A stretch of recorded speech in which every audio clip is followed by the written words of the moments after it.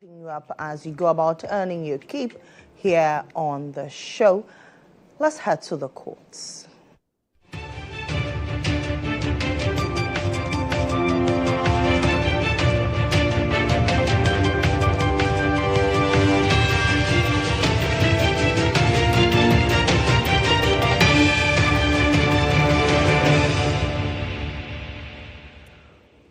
All right, Captain has joined me. Captain, good morning. Good morning, Lily. How are you doing? I'm doing awesome. How are you? I'm great. Today is Tuesday. I know, Gradually, right? the week is going. I wish today was a Thursday. Thursday, yeah. I can see in your face that your energy level cough from. Just say. I need some motivation. I need some motivation. Yeah. Now that the dollar is rising significantly against the city, that's my motivation. Yes. It's always good to come in the morning to come and serve the people of Ghana. Absolutely. And all of that. Sometimes it is not easy. It is I not easy know. at all. And one of the persons who hates such warnings is Kodjo Mensah. But does he have a choice? You do not. You do not have a choice at all. So it becomes very, very difficult in all of that. So, but what do we do? We'll come and do our work. For God and country. Yeah. What's up? What are we looking at? Yes, so I'm taking you to the office of the Attorney General. You note that once the legal vacation is on, some administrative exercises are being taking place and all of that. So some boards, we have told you about GHOne board. We have told you about the fact that the office of the Registrar of Companies. Today, I'm discussing with you the Legal Service Board. And the Legal Service Board, you know that this very board is this very unit is very significant for so many reasons. They ensure that the quality of lawyers that are recruited for the office of the Attorney General are top-notch. Again, they also ensure that in fact, you need to make the environment very conducive for them. For in the last couple of times that the Attorney General has had the opportunity to speak, one of the issues that he has been talking about is the effect that, look, the office is understaffed. Again, the lawyers who are there serving the states, because of one or two reasons, when they get to a stage where they are needed most, then they had to leave because their salaries are not up to date. When they compare that to their colleagues in private practice, then it means that they are forced to leave. So some of them are leaving, and that is a concern to the office. And also the high attrition rate is very, very, it's a concern for the Attorney General and all of that. So while his committee was being sworn in, the board, I might say, by Justice Afi Kudamo, he made one interesting comment to the effect that, look, if you look at the high attrition rate of lawyers at the office of the Attorney General, it is one that is concerning.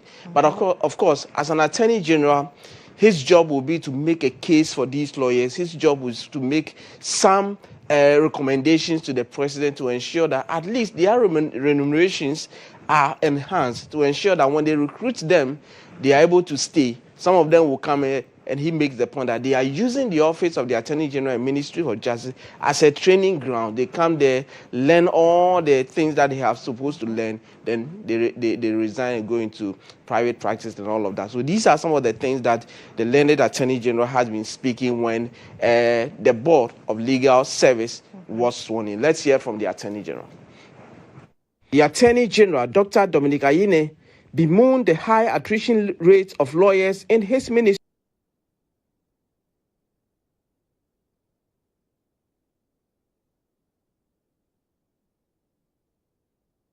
The responsibility.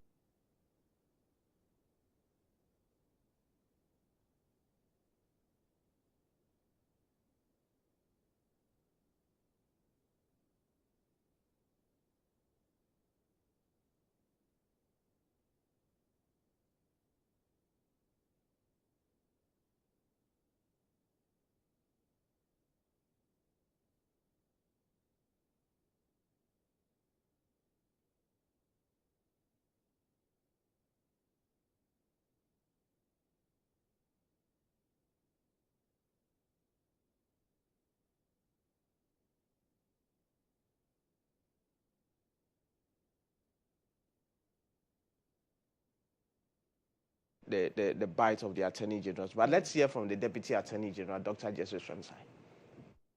Responsibility placed on us is a huge one, and that is because the justice system, as we all know, has serious challenges. And like the AG said, the effectiveness of the justice system will depend on the work we do as legal service providers. We serve the government, but also through the government, we serve the people of Ghana.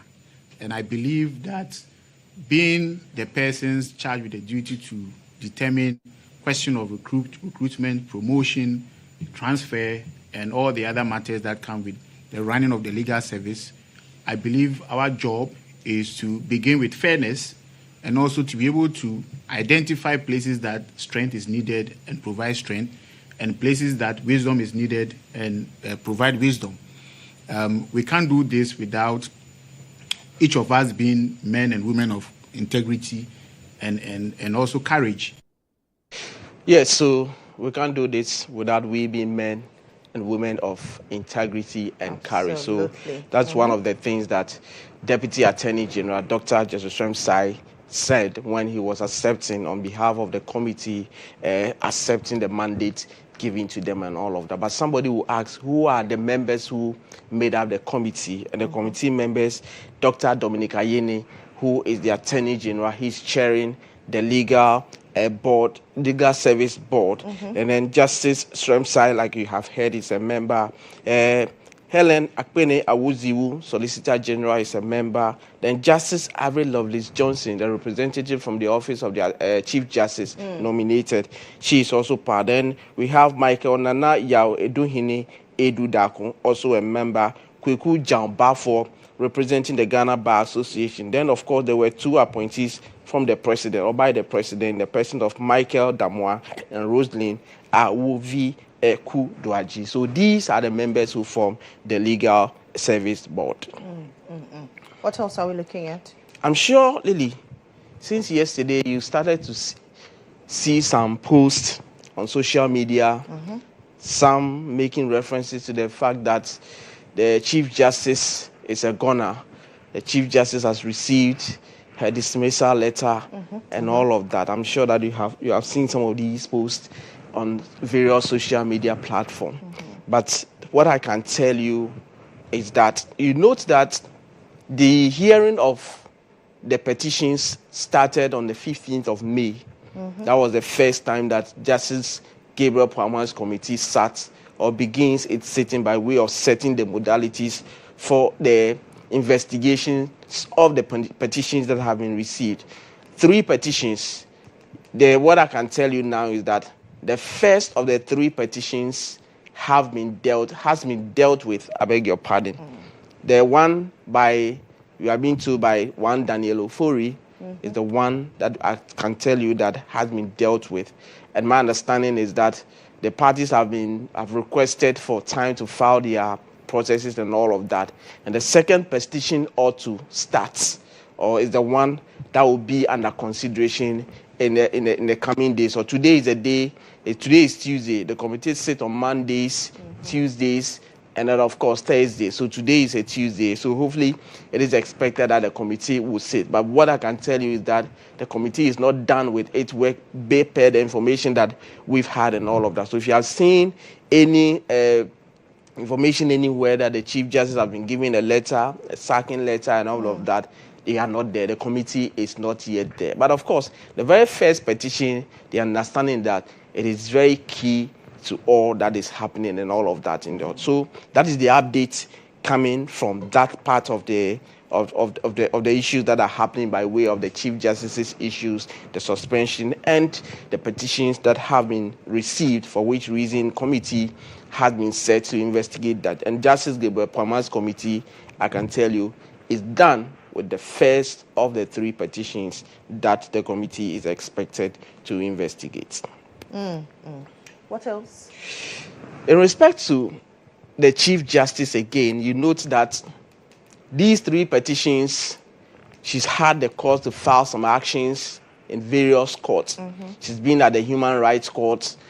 That case was struck out because the High Court, the Human Rights Court, was of the view that, look, one side of the case has been properly dealt with by the Supreme Court, or is pending before the Supreme Court, and so the High Court cannot be invited to do that. The second one hovers on constitutional interpretation, and that is solely a work for the Supreme Court to do. So in totality, the Human Rights Court struck out his or her originating motion seeking for judicial review on all of that as an abuse of court process and for want of jurisdiction by the court. There's another leg pending at the Supreme Court on courts, and of course, those that are also pending, or the one that is pending at the ECOWAS court. She's filed another one this time around. She's challenging the legality of one of the petitions we understand is by Shining Star, and what the Attorney General, by way of a response, has filed a counter motion, and that counter motion is to urge the court to strike out that particular request from the Lady Chief Justice for an originating motion in the nature of judicial review application. And so today, the High Court virtually will sit on that particular motion from the Attorney General seeking or asking the court to strike out the Lady Chief Justices at that originating motion. So we follow that keenly, and then we'll know what will become of that particular case. But what is happening, what is clear is that though the committee is sitting, there's some other actions that are pending before the court. And today, that from the Attorney General, in which the office is asking that the Lady Chief Justice's latest originating motion should be struck out. So we'll monitor that keenly, and tomorrow, hopefully, or even newsroom, will update our viewers and everybody who is interested in following this case. Absolutely. That will be all for court today this morning. Thank you very much, Captain, for bringing us what's happening in our various courts. That takes us to Inside Out.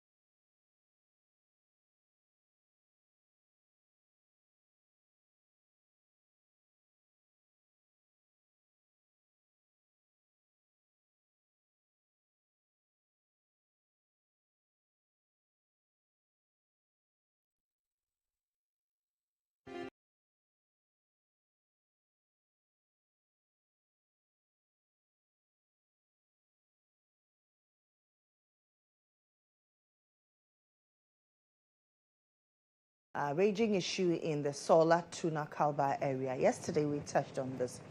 We engaged a youth leader and the member of parliament for the area who at the time said that he wanted to gather more information and then be able to speak on us. But as at yesterday, there was still some level of insecurity. And as of last night, I am learning some members of the community were fleeing for fear of attack on them. And so persons, women and children especially, were fleeing this particular community in the Sola, Tuna Kalba area. And some persons are worried as we speak. One of such persons who is very worried about the situation is Norma Nyon Brew. She is the president of the Brew for Youth Association. Good morning to you. Good morning, my dear sister. How are you doing? I would say I'm doing good, but not good actually. It's been 3 days of mourning to us. It's a big blow actually. Tell us what the current situation in the area is. Thank you to GHOne for granting us this opportunity. And I would like to take the opportunity to thank your viewers. It's just the situation now, this morning, is a bit calm, but we wouldn't say it is calm. But as at last night, there were still hostilities. Villages have been attacked. Innocent lives are being lost. The whole thing started since Saturday. And so yesterday, in communities that were not even close to the incident were attacked. You'll be in your house, somebody will just barge in and shoot you for no crime done. And that's what we don't understand. We are calling on the security agencies to beef up security, to come to our aid, because we don't really know. The people are unaware, they are taken unaware, they don't even know what is happening. Why the attack, we don't understand. That's why we are calling on the security agencies to act promptly to save lives. Properties have been lost. People's life, and the women, you saw it on there, I saw it. Women and children are being displaced. Now, it's disheartening. It's an eyesore, seriously. Now, you're calling on security agencies. Is it the case that there's no adequate security on ground as we speak? As at Sunday, there wasn't. Okay. And there wasn't, and then they couldn't control. Some were not. The lack of the attitude wasn't also. When we felt they were not for us, they were not there to support, to help the situation, because all the killings that were done under the watch of the police at the time. The one that happened in Benin, the police were there then. The one that happened in Kalba, the burning, they were there. So we don't understand, but I understand if now they are sending more police, and the police in the area, they can't manage the vast nature of the area. And the attack is being done not at one place. You wouldn't even know, then they just get into a community that is not known and attack and move. They shoot and move, kill and move. That's how it's being done. So it's not some people standing and fighting. They are not at one place fighting, no. Somebody will just drive right into the community on a motorbike, shoot and move away. But what is the cause of this? It's just a parcel of land dispute in Benihir. Okay. A Brifo man has his land, a parcel of plot, not a big land, a parcel of plot that he has developed. And I understand.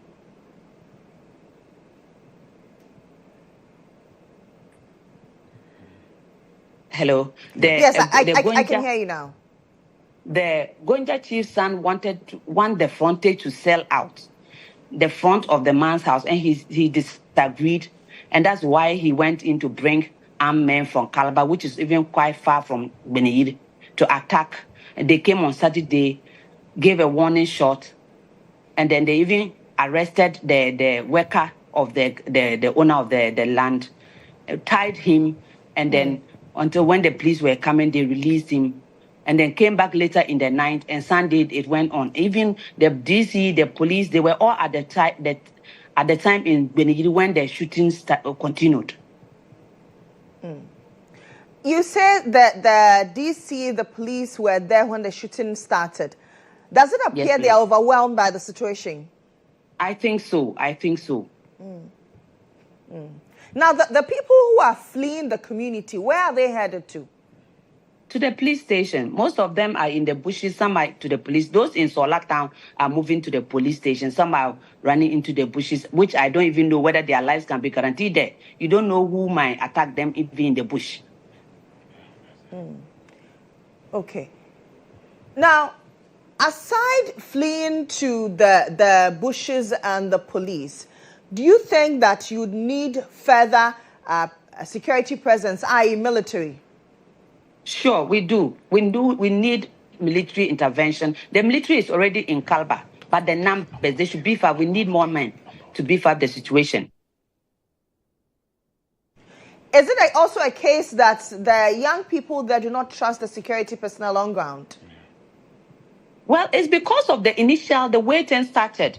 Because there's no trust actually initially, because the police, they felt they were there and watching on whilst the shooting, they were being shot. Okay. So the initial stage, there was no trust, honestly, because how can you explain whilst they are there and these things that the mayhem is being meted out to the people?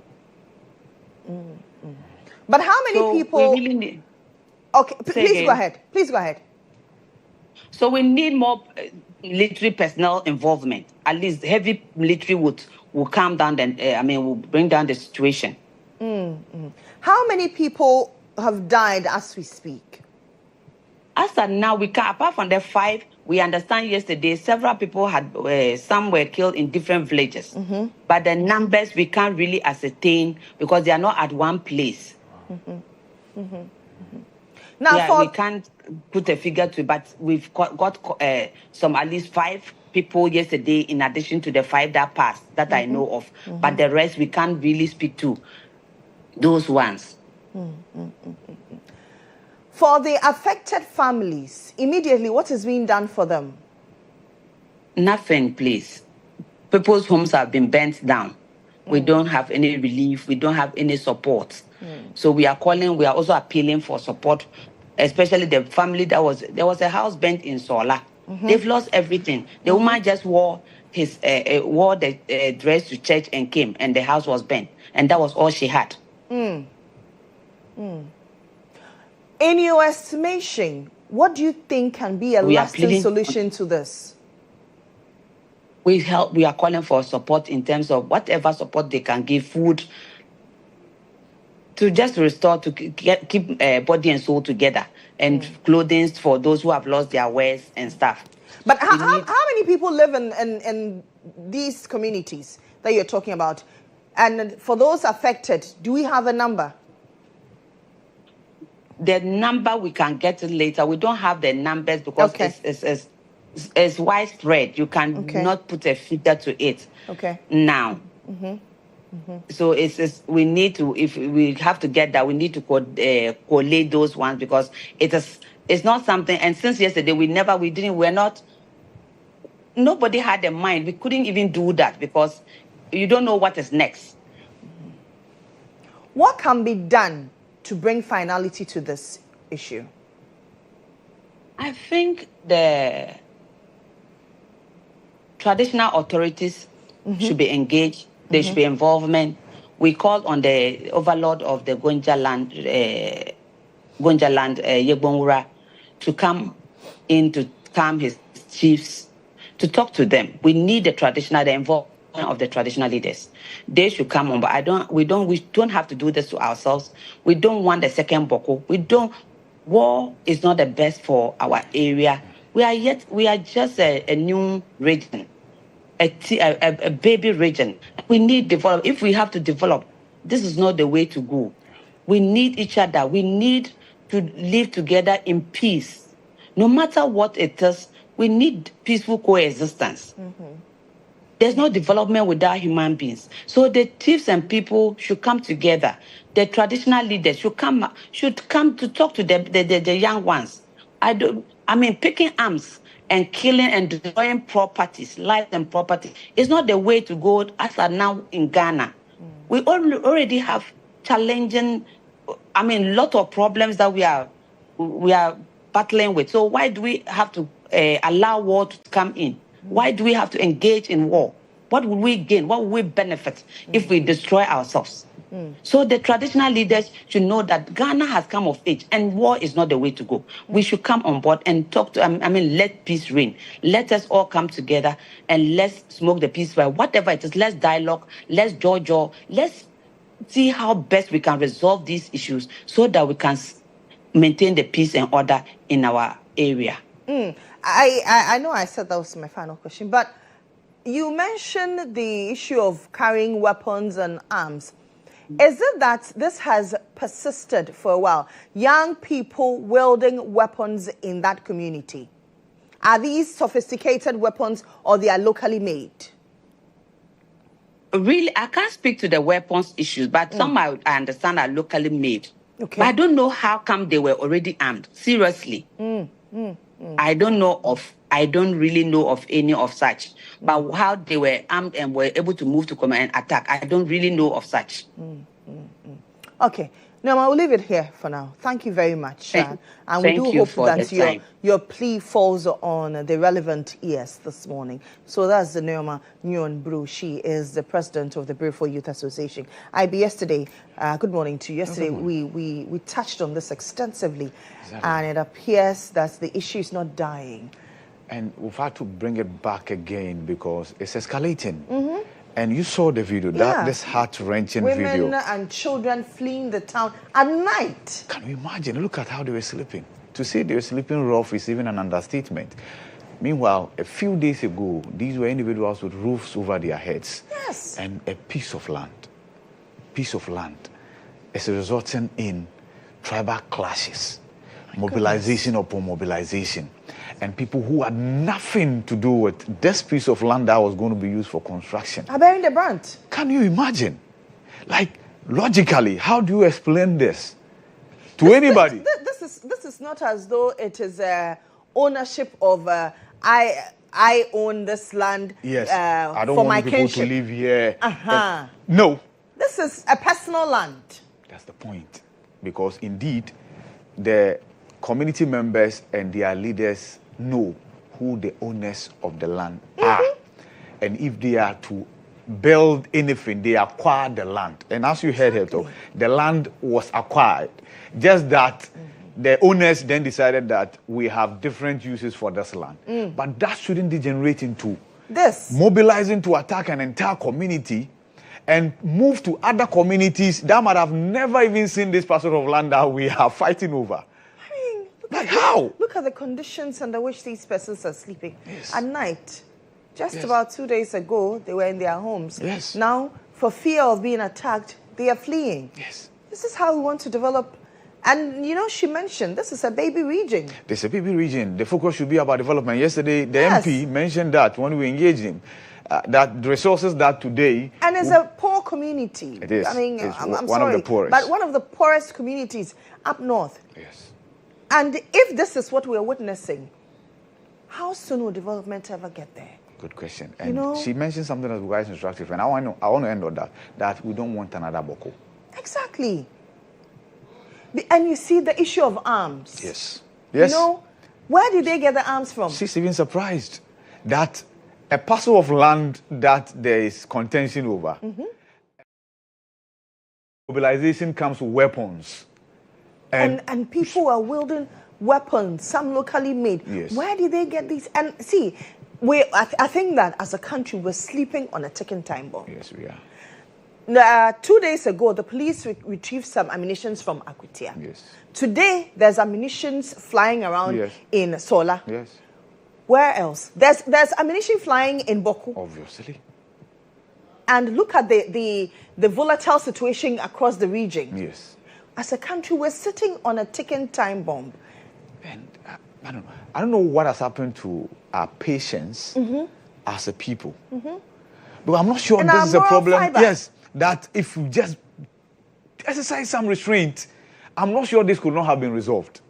See, if it's indeed your land that you want to repossess, go to What? Or get the police. It's your land, no problem. Get the police to come and escort you. Sit down, settle things. Or like they mentioned, let the higher authority engage. Go to the chiefs. That's the point. Okay, they are the custodians of the land anyway. That's it. And we have to lose lives. And you see, yesterday we all felt it was 5. Later in the evening, we realized that they had killed many more people. And you see, after it's all said and done, and that's one thing that we are not good at in this country. See, we will run with the lowest of the estimates. We will never be able to tell how many people indeed were killed as a result of this. Yeah. Because of our difficulty in reporting accurately. Yeah. But communities were attacked. I've seen videos of people who were killed last night. And see, this is scary. This is scary that as a country, after over 60 years of independence, this is what we are still witnessing. When others are far advanced, others are talking about development with AI. They are traveling to space.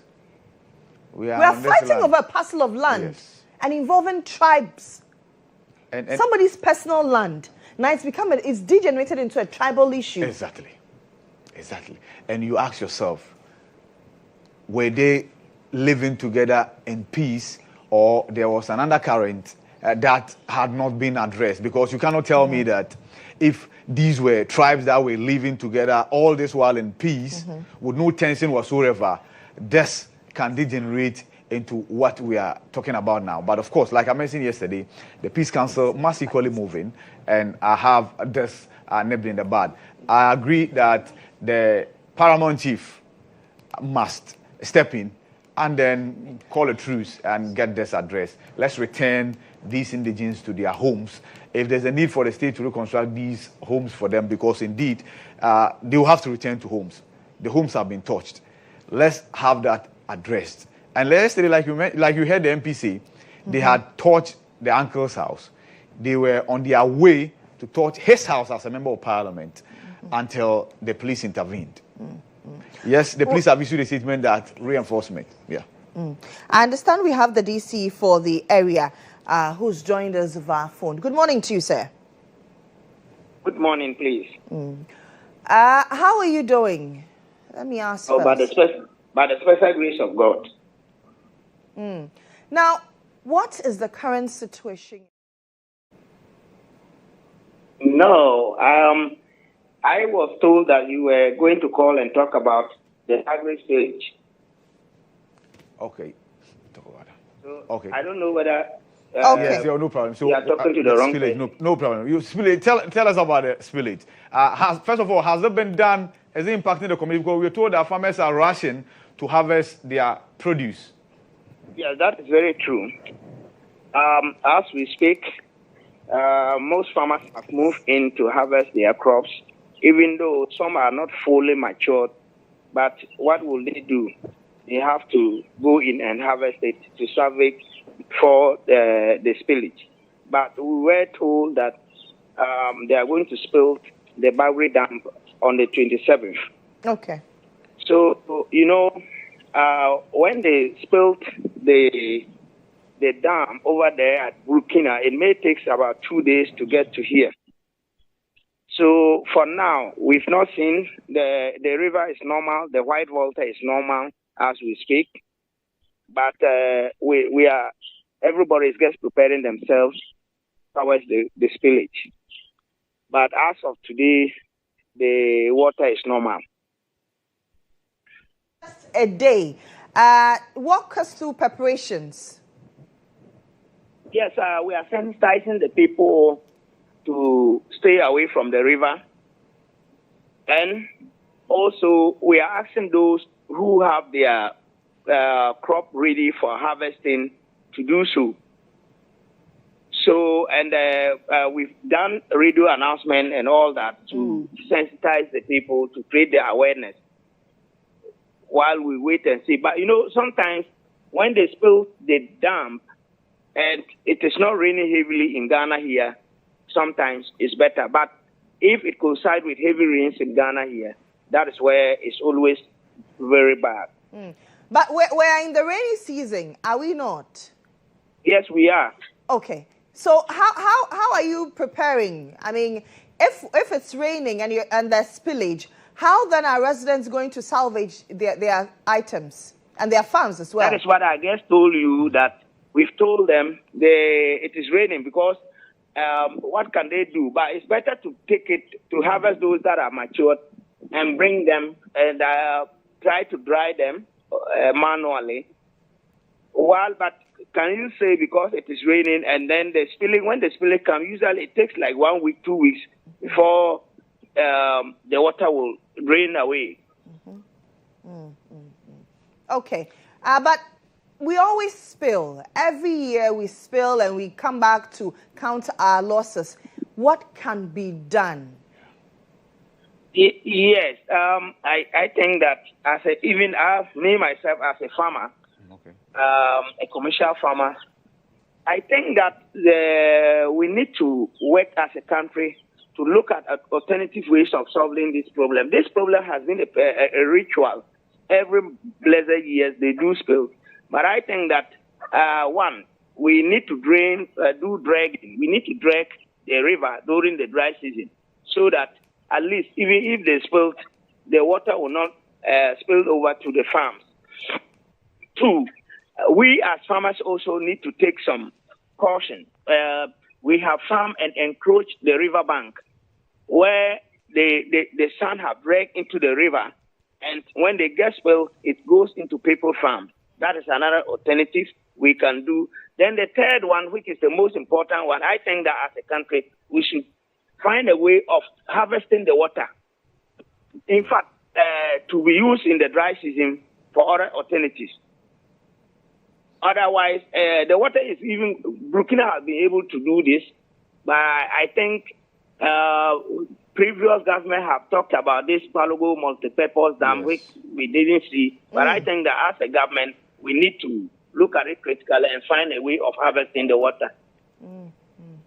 Okay. Thank you very much for speaking to us. Thank you, too. We do appreciate that. So that's the DC for the Binduri area.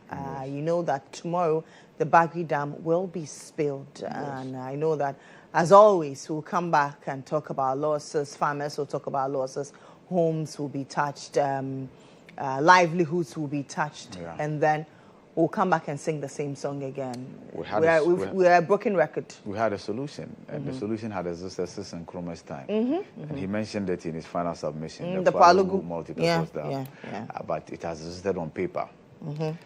This is an annual ritual where the Burkinabes, in protecting their dam, will spill. We did that here. Otakosombo Dam, that affected many communities. So they also do same. They spill to protect their dam from breaking.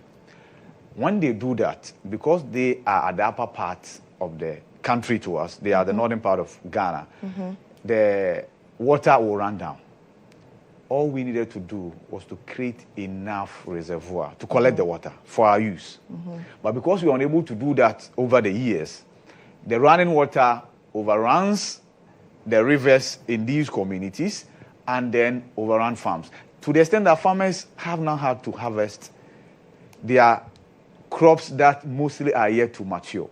And really, if you've been to a farm before, you understand why harvesting, say, maize that's yet to mature, it's the worst thing that can happen to any farmer. You can understand why harvesting pepper, that's yet to mature. Harvesting yams that are yet to mature, just because you want to cut down on your losses, is the worst experience any farmer can go through. But that's what we, as a country, have subjected these farmers to.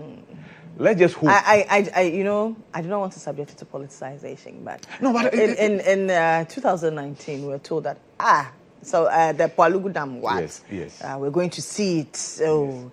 And then Vice President Baumia said, Palugu Dam has been done. When we went there. Yes.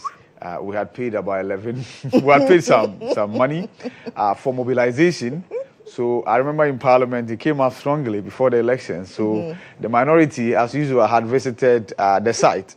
And they had realized that just a heap of sand and some stones for the mobilization. And so when you look at a Blockers oral report, it's captured in there as monies to be retrieved.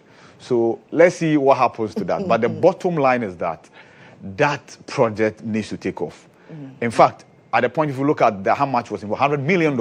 It was supposed to be like one of the monumental projects in that part of the country, right?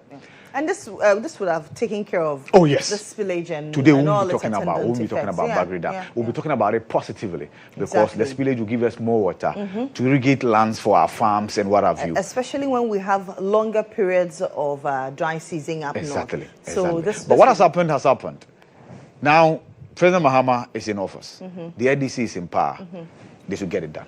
Absolutely, I agree. I mean, no mention of words here. But let's go back to the issue of solar, tuna, and Kalba.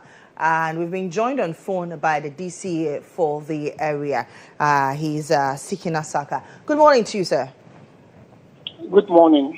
I trust Hope you're doing well. I am doing very well. Thank you for asking. How about you? We are safe. What's the current situation in your area? Currently, the situation is relatively calm. And the only thing is that it is difficult to predict. This is because most of the unrest takes place in the interior areas as we speak. Okay. Now, I engaged a resident of the area who's asking for additional security support. Is that what has been discussed at DISEC? Exactly so. And also, in addition with logistics, if you look at Solatona Kalba, it is a rural district. And most of our road networks are very bad. Currently, we have a number of military and police present. But the major challenge we are facing is how to get access to the hinterland or the rural communities where this unrest takes place. We need things like pickups. In fact, the road network, unfortunately, we are in the rainy season, and most of these communities cannot be accessed with any bigger vehicle. So immediately, what's being done for residents, especially those who've been displaced, those who've been affected? What's being done? We saw videos of persons trying to flee the towns. While we are doing our best, it's only the major thing has to do with logistics constraints. In fact, we thank God last night it didn't rain. If it had rained, people were displaced at the various police stations. And there's nothing we can do because it was dangerous to put them in a house because of the unrest. So most of them were camped outside the various police stations. Some are on the way, some are migrating. But we believe that after a lot of people are in the bushes because most of them have to run through bushes in order to come to the various police stations. So we appeal to NADMO and other individuals. Hopefully, today we may get some tent so that we can. We also talked to some people who are connected to the Red Cross, if at least they can release some men to air here. This is because even the people at the police station, it is difficult to give them food. You see women and children who are very hungry. For example, I, as a DC, we were providing food for the military personnel, but you cannot give food to the displaced people. The indigents who are hungry looking at you, we see as aiding one of the factions. So, helplessly, you see them asking for food, but you can't give it to them. Because if you give it to anybody, you are seen as supporting one faction. So we try to play the neutral. How many people have been lost in this clash? On Saturday, 5 people. Yesterday, 5. Okay. In fact, the conflict has escalated to part of Bole Bamboy. Solatuna Kalba share boundaries with Bole Bamboy. Yes, and yesterday, out of the 5, 2 were killed in Bole Bamboy district. Does it then appear that you're overwhelmed? Well, like I said, it is difficult. It is difficult, the nature of the war, the conflict. Let's assume that we have thousands of military men, but it will be difficult to get military in almost every village, the way we are scattered. And as I said, most of these villages are deserted. Even the district capital here, most people have started leaving last night up to now. Yeah. So it's difficult. We may ask for more military presence, but how are you going to do it? It's difficult. It's very difficult. We are just praying that the warring factions will lay down their arms. In fact, we hope that they'll listen to our plea. But have you tried engaging them? Oh, we started engaging them. In fact, one of the painful decisions we took yesterday was to release all arrested people. The police arrested 6 people. But painfully, we have to release those people because the unrest continued. One of the conditions was that if we don't release, they will burn down the police station. And their numbers were great.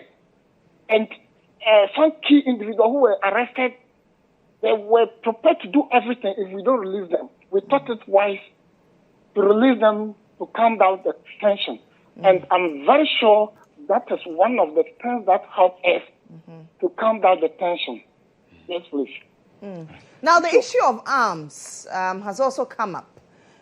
Is this something you're struggling to deal with? As of now, I started by saying that my district share border with the Côte d'Ivoire, Burkina Faso, and there are a lot of unapproved routes to this area. And unfortunately, this conflict started in one of the major pre-urban communities that most Ivorians and Burkinabés come to market to. And if you look at it, this conflict, these are some people who have their roots from Côte d'Ivoire. They have some families in Côte d'Ivoire and some in Ghana. So that's how it is. And this unapproved routes, there is no military post there. Nothing is there. So in your estimation, does it appear that these arms have been brought in externally? Or they are locally made? Some are locally made. Others are not locally made. In fact, I'm yet to physically look at the type of arms that the police have been able to confiscate. But that is it. In the interim, would you want a state of emergency declared? If a state of emergency is declared or curfew is imposed, that would not be the best. In the first place, even if you impose curfew, let's assume most of these interior communities, who is there to enforce the curfew? You see, you only make people, that will make it worse. That was one of the conditions DISEC look at. If you impose curfew, it is not an urban area where the police will patrol. These are in rural communities. It will be extremely difficult to get access to most of these communities where these crimes are being perpetrated. All right. Ms. Zaka, before you go, is it that this tension has always been there, that has been left unattended to, or indeed we are just talking about a piece of land for construction? I believe if you look at this first piece of land, in Ghana, we have what we normally say container shops, something like just about 2 of them, something like that. Not up to, it cannot be used to build 2 rooms. It cannot. I physically went there, I saw the land. It cannot be used to build 2 rooms. But it's like, more or less like claiming ownership of, I don't know how to put it. In fact, the indigenous here, the Gonjas are the traditional, they are the chiefs. The Biffles are the majority here. But it's like that sort of struggling over ownership may be playing. That's how we are seeing it. Because that's how we are seeing it. And what are you going to do about it finally? Will you want the involvement of, say, the Peace Council? Will you want this escalated? Because after it's all said and done, these people have to return to their homes. Already, the Peace Council is playing a major role. Solatuna Kalba has been one of the peaceful districts in Savannah region, for that matter, northern Ghana. Unfortunately, this is the first situation we are experiencing, though there are sometimes disagreement on certain things. But this is one of the major. So I do hope when we are able to calm this down, the Peace Council and other stakeholders need to intensify our peace processes and efforts. Thank you very much. We'll talk again. All right, thank you too, sir. That's Sikina Saka. He's the DC for the Solar Tuna Kalba area. I mean, just a parcel of land, 2 containers. They cannot even build 2 rooms. You see what we do to ourselves. And we're losing, and I always say this, needless loss of lives. Yeah. On Sunday, 5 people. As at yesterday, 5 more people. How many more lives will we lose to resolve just this? Something that we can sit, Giorgio, and then resolve. Yes. Look at, okay, what can we do? It belongs to you. Okay, let's find a lasting solution. But we're killing lives. And you see the issue of border control and how porous our borders are is always coming up when conflicts and clashes like these erupt. Yes. This is it. And I see this without any equivocation that we're sitting on a ticket. Oh, yes. In fact, along those border communities, we think because of our hospitable nature, peace will equally be hospitable and troubles will not come. No, you stop trouble from coming. And how do you do that?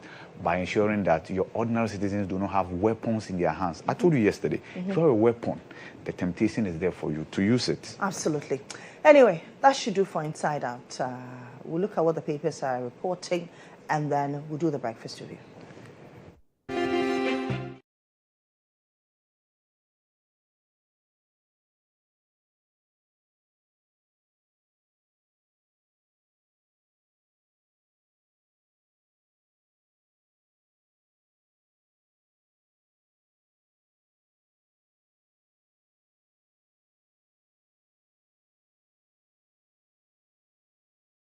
Graphic Greta Home Fair opens Thursday, highlights AI for smart cities, tech-driven homes. GHOne helicopter crash probe underway. Reports expected in 30 days.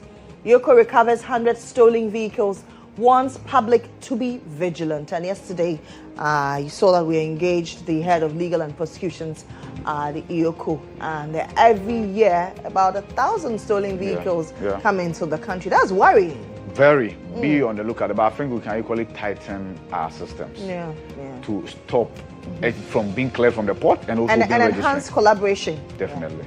Definitely. The Daily Guide this morning, Lily, Finance Ministry in 1.3 million Ghana cedis procurement breach Public Accounts Committee. So this is Finance Ministry as an entity that has existed, not today's Finance Ministry. That's what I'm saying. I mean, the Finance Ministry. Yes. They're supposed to be doing due diligence with our money. Most definitely. 1.3 million. Yes.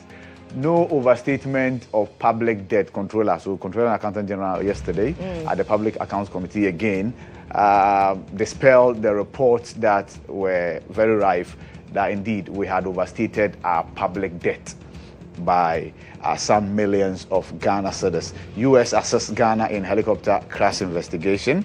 Yes, the preliminary report represented yesterday, the board's work equally starts. Top justices, lawyers rally for Tokono, and I'm told when they showed up, they had mentioned that the benefits that have been flagged, the privileges and the courtesies that have been flagged, when they were in the seat of Justice Tokono, they enjoyed the same thing. And so that was what they spoke to. 5 killed, 6 sustained injuries over Biniri land dispute, now added that to 10. 10 killed. So that's it for Daily Guide this morning. The Daily Post says NAF petitions the Nursing Council to sanction Ghana Registered Nursing and Midwives Association's David Tinkwine over derogatory remarks. Ghana will soon have a commanding voice in the ICT industry across the globe, says Dr. Kevos. GHOne Helicopter Crash Investigation Board begins work. The Ghanaian Times this morning, Ghana seals deals at TICAD 9, infrastructure agri high on agenda, and helicopter crash investigation begins. Government secures 33,600 Mpox vaccine doses to boost epidemic response, and hold contractors accountable for damages to water infrastructure. Exactly. That's according to the PURC. 5 killed, houses torched in land dispute at Biniri, added that to 5 as well. PURC talking about road contractors. You know, they disrupt flow of water. By cutting into pipes and what have you. So we should hold them accountable. Okay.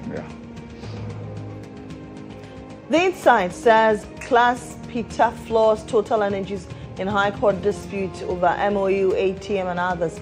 Terrorism, tasks the Ghana Armed Forces to be prepared For emergent threat, Immigration Service warns public against recruitment fraud and scam. ECG strengthens partnership with Brainfield to boost metering innovation. And Alba TCB countries condemn United States imperial military moves against Venezuela. Schools, hospitals, others to enjoy high-speed internet. Investigate attempted murder case at Kolebu. Ga youth appeal to IGP Christian Tete Yonu. The Chronicle this morning, GRA edges closer to revenue target, mobilizes 89.45 billion Ghana cedis out of revised 229.1 billion Ghana cedis annual target at the end of the first half of the year. And Opon Kruma inspects new school block in Ofansia Iribi. ECG strengthens partnership with Brainfield to boost metering innovation. Ebokwansa goes home August 30. The venue is a Kumfi, a Crowfo. And quotation for this morning, Romans 13:1. Pay to all what is owed to them. Taxes to whom taxes are owed. Revenue to whom revenue is owed. This one is to Jerry. And me too if you owe me. Pay. Yes, all those people who've promised me money, please, I don't pay. I don't want problem. Send me the money now. If you promise me $, give me $. Yes. Promise me pounds, give me pounds. See the so mentioning na I support this with that. Anyway, that should do. We'll take a break here. When we come back, our guests will join us for the breakfast review. Stay tuned in.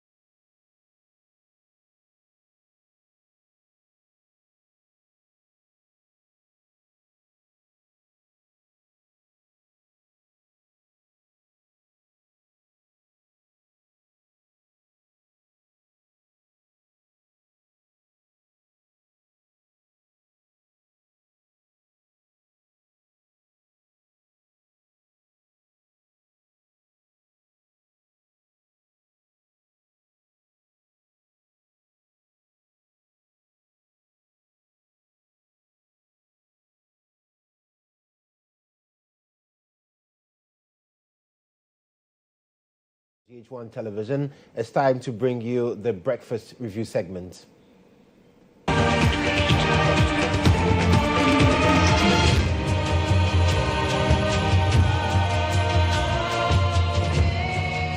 But before we get into the conversations this morning, I'd like to tell you about Flora baby diapers.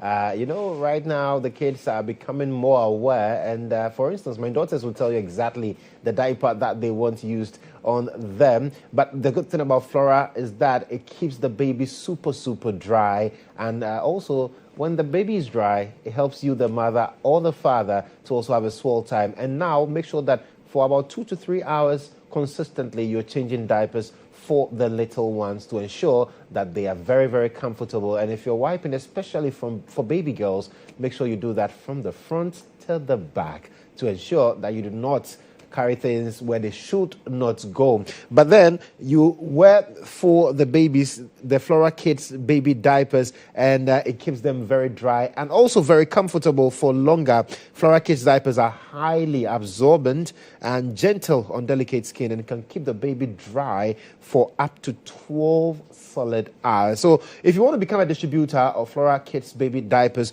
just call 0243 033 033. That's 0243 033 033. Let's get into the conversations this morning. And we are talking about some critical national issues that have made the headlines. You all know that, God willing, next week Tuesday, a week from today, we'll be in Akwitia for that by-election. But then so much has happened in the lead up to that by-election. And to help me have a conversation on Akwitia and other issues, I have in studio Kobi Amwa.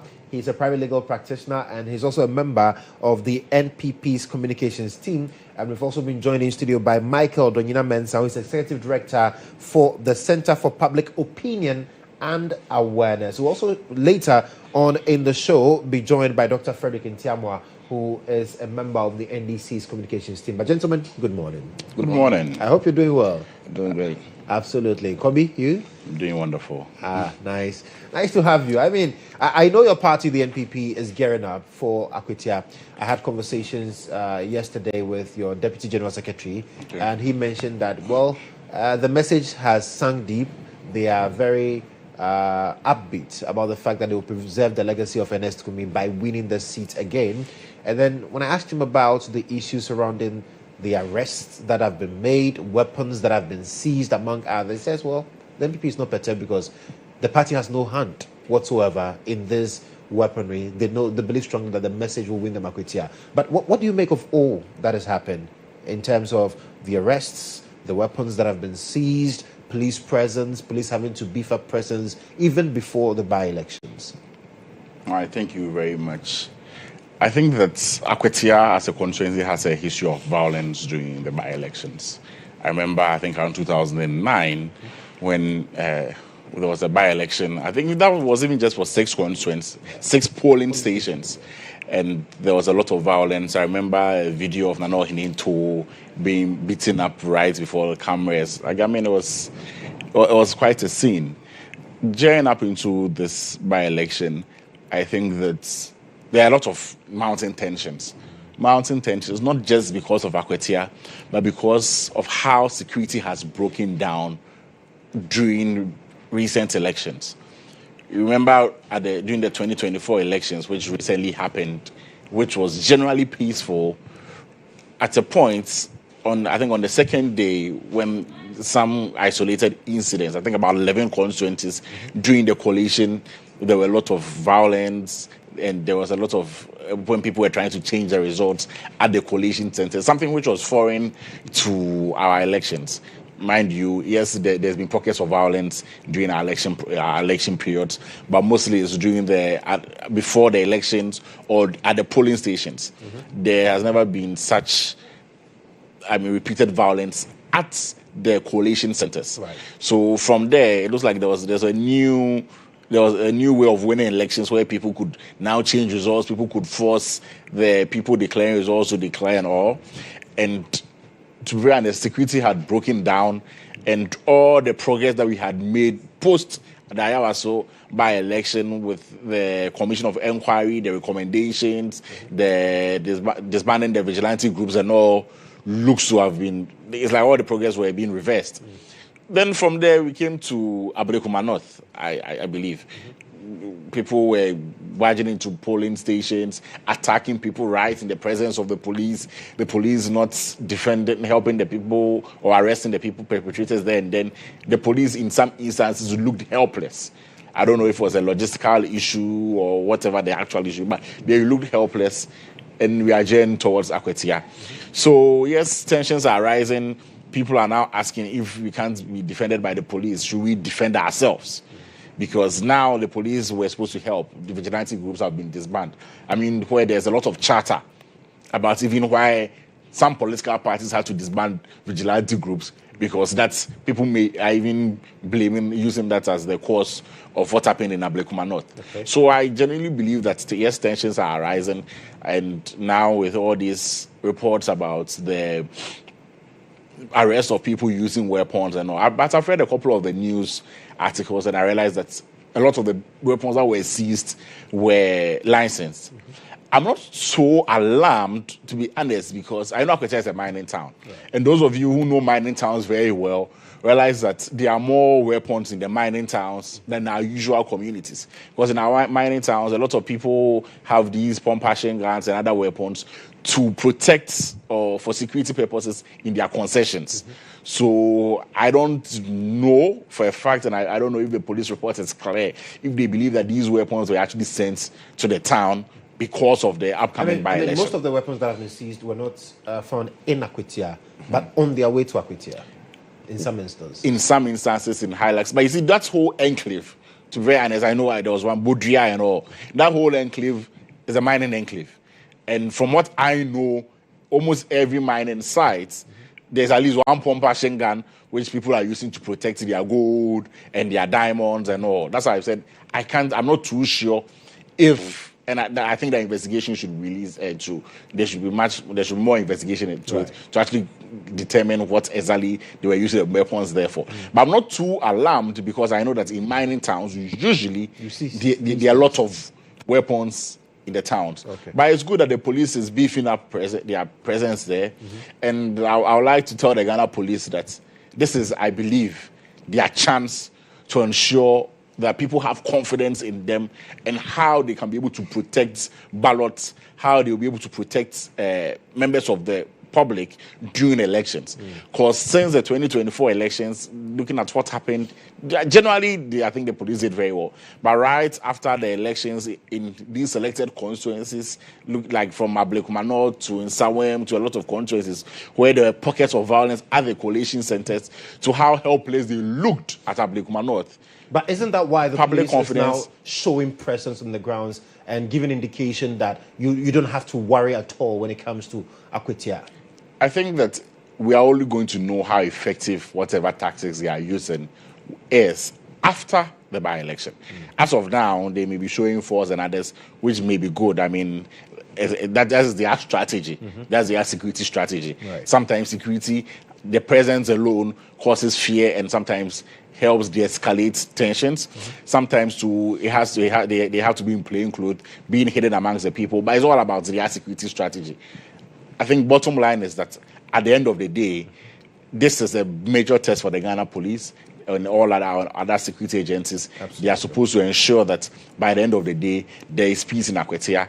And my concern is the rising tensions and also looking at the fact that Akwetia itself has a history of such violence during elections. Absolutely. And the fact that I mentioned the weapons there, I'm not too worried, because I think that there's a lot of, I know in such communities there's usually a lot of weapons there because of the mining activities. Right. Doesn't mean that when there's such an escalation, those weapons can also be used for other purposes, including electoral violence. So that also becomes a very big threat in such a community, and the police should be able to ensure that they have enough men and enough strategy to clamp down on any other activities that's going to cause any disruption there. Absolutely. Michael, let me bring you into the conversation. Has the police demonstrated readiness enough from where you sit in terms of showing us exactly what the strategy is, the number of men they've told us would be on the grounds, even prison on wheels, so that if anybody is caught in any form of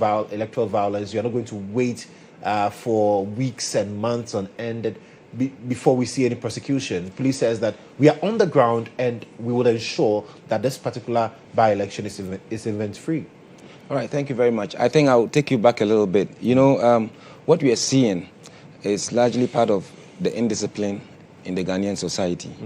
And I remember some time ago, there was a former vice president who started a campaign against indiscipline. He passed on and we heard nothing about it. So I don't know whether indiscipline is no more existing in our Ghanaian communities. And if you're looking for the worst culprits, we'll talk about the politicians. Because they make the laws, but they are actually the last to obey the laws. For me, the issue of arresting 10 people with guns on their way to Akwetia, like, it's no news. I don't know why the Ghana police always likes to, you know, just little issues, just throw out press releases, trying to kind of create some kind of environment that will actually not be congenial for people to exercise their democratic rights. Because with such news, you are creating panic and fear. Now, just having a gun on you means nothing. We need some more information. One, where the guns registered, where the city, because the mining areas, people definitely know that guns are really prolific, that guns are really, people really have guns over there. And it is possible that when people are actually going to such areas, they might consider carrying one arm or the other because they need to protect themselves.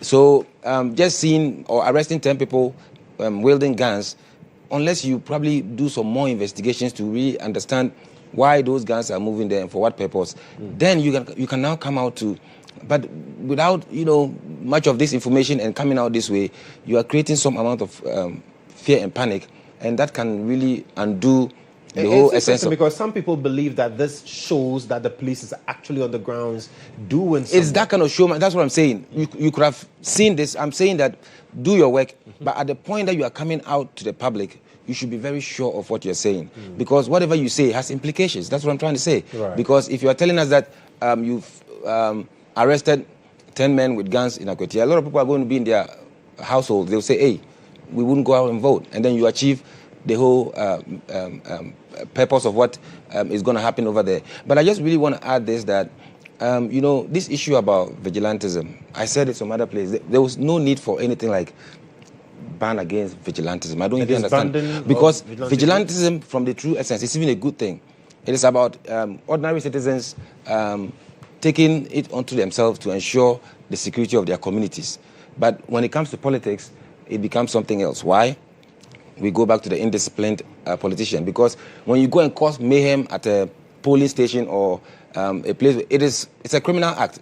There are laws to deal with that. So you don't necessarily need... So the fact that we created special laws to deal with vigilance is just a failure to our own justice system, that we are unable to control the politicians. So then we are creating a special law to deal with their nuisance or disturbances. Let me add this. You see, lately I see a lot of politicians going around with some people, they are not really military or police, but dressed in similar gear as bodyguards and things like that. And but for all you know, those people are not licensed. And in Ghana, according to the laws, before you provide any form of security, as a security, you need to be licensed. So the politicians themselves, they are the problem. So when we see some of these issues and we want to make it look like it's an external big problem, so we have to take some big steps, let's deal with it from the roots. My last point is that when we are having these elections, there's even an act, I think it's Regulation 27 of CI 127. When we are having elections at the polling stations, if you are not an elections official, if you are not an observer, if you are not a voter, you are not loitering, you are not needed there. Do you get what I'm saying? But you see people traveling from the north, from, like the last time there was an election in Ablekuma, you had people traveling all the way from Central Region on the election day. There's a reason why our electoral law says that campaigning should end, I think, is it 24 hours before the elections? So if you are a party official, big man or anything, you have, if you don't vote at that place, you have nothing doing at the polling station. But you see people parading, trooping into the polling station, whilst our laws are saying that no loitering at the polling stations. So what am I trying to say? I am just trying to say that some of these issues are self-caused by the politicians, and if we want to create the problem and then put it with the police, to call the police to come deal with it, when we are actually causing the problems, then I think it's unfair to the police, because we are beginning to see more guns in our democracy than even in the military era. And you said this is a failure on the part of the politicians as well. Oh, definitely. So I will blame the politicians more than the police, because if they actually followed the laws of the country, the rules that they themselves have made, we wouldn't even need the police for anything. Right. If they were not encouraging these types of hooliganism, paraphrased vigilantism and all those kind of things, we wouldn't even need the police in the first place. So what I'm saying is that if we constantly preach virtue and practice vice, and at the end of the day we are calling on the police to come and do what? If we don't send these tags over there, the police wouldn't be needed. If we go and do our campaign in Akwetia and 24 hours before the election, we all pack out and go and sit in our homes and let the elections officials and let the observers and let the security people do their job, and then they announce the results, we wouldn't even need these special police forces to because how can we be in a democracy and when we are having an election, we see like it looks like it takes us back to maybe the military era, and I think that is unacceptable. Right. Okay. Doc is also here. Doc, welcome. Thank you, my brother. Right. And so next week by this time, a lot of attention will be focusing on Akwetia for the by-election. But in the lead up to that, I know the NDC is also gearing up. We've seen even the chief of staff leading a delegation, the minister of youth also in the area, amongst others. So much tension currently with regards to Akwetia, and police has also demonstrated that indeed they have the men and the women to clamp down on any form of violence in the area. But for the NDC, are you convinced that indeed the police would be able to deliver? Thank you, Joshua. And I want to say good morning to my colleagues here. I just joined lately, so. And want to say good morning to Ghanaians, those who are watching us, especially the youth of our country. They are the people who work hard to make sure that whatever reset agenda the president has promised Ghanaians will be able to deliver on that mandate. Back to the question. I think that we believe in the police from day one. We have demonstrated that we trust our security agencies. The challenge I have is the fact that we have our friends from the other side, the NPP, led by their organizer, making certain statements that I think that those statements are not helping us.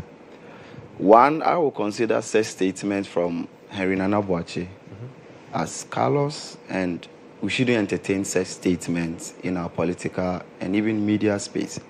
Because for him to come out to say that, well, we will protect ourselves because we don't trust the police.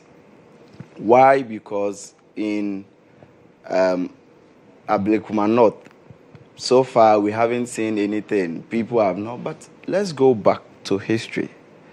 If we want to put this in context and we want to analyze what has happened as a country and from our history, this is not the first time we've had electoral violence. That doesn't mean that I am condoning and I'm raising support for those who are the perpetrators of electoral violence. But what I'm saying is that we need to look back to history. We've had this over and over and over. And there come a certain time that both parties decide that, no, let's clamp this down. So we use the Ayawaso as a test. Then we gave some people the task as a commission. We saw Emil Schultz's report that came. Have we been able, because that was the first time the two parties, two major political parties, come hand in hand and say that let's sit down and deal with this solution or deal with this problem once and for all.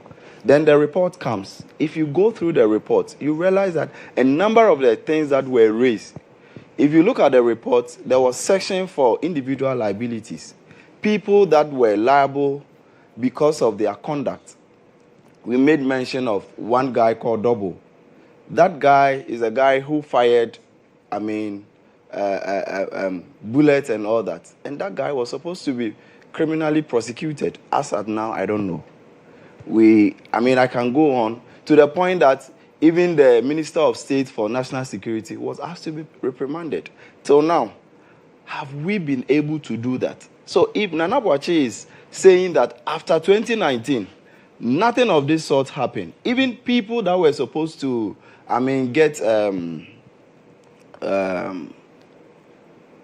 they were supposed to be compensated. I don't even know whether they've been compensated because there were 5 individuals that suffered injuries as a result of these gunshots.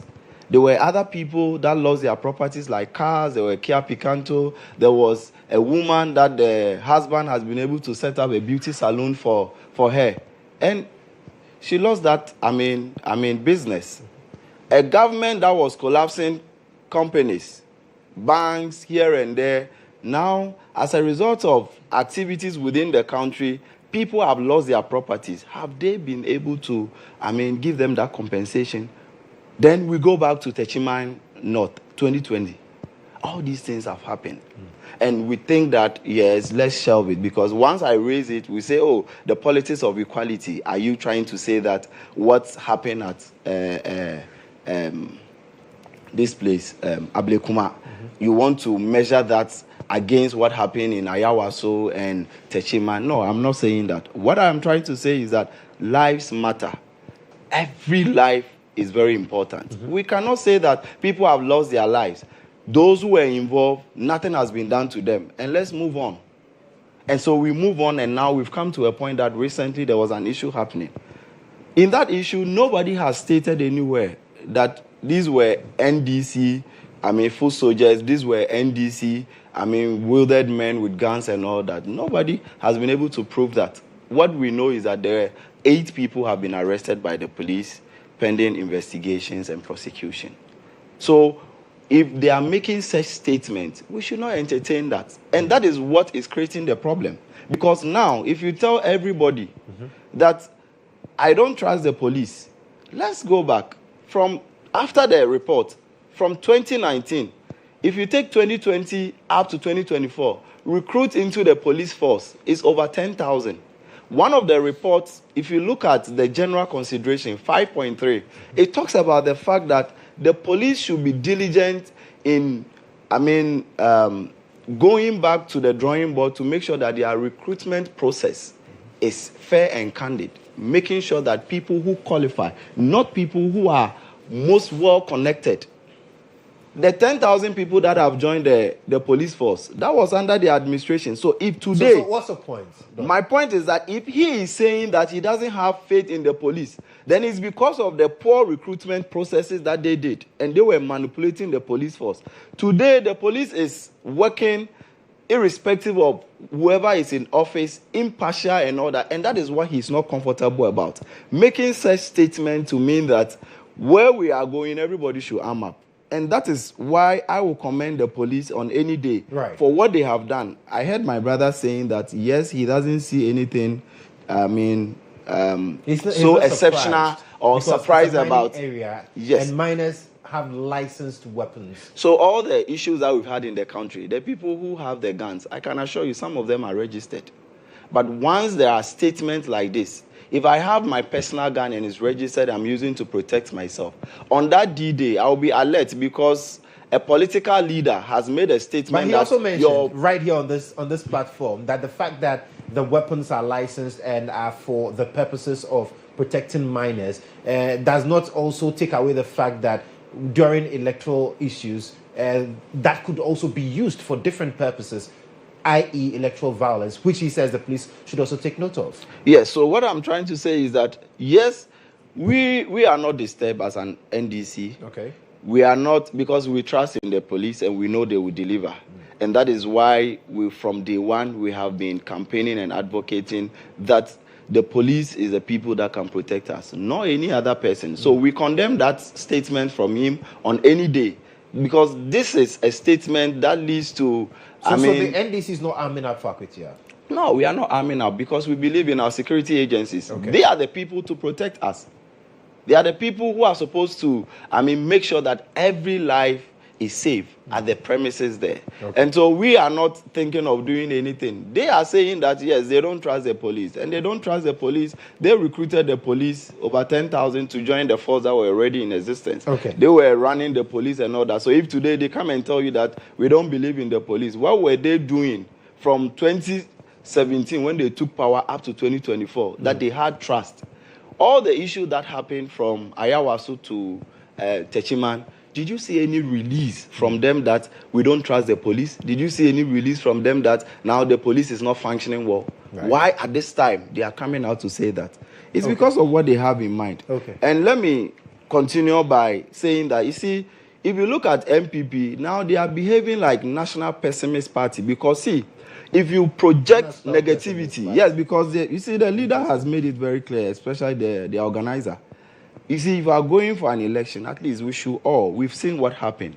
The lives that were involved, we cannot say that it is only MPP, NDC, or whatever. There could be other political party, members that are involved. If something happens here right now, I am here standing in for NDC, he is here for MPP, he is here for another party. Are we going to say that it's going to be selective, attack? No.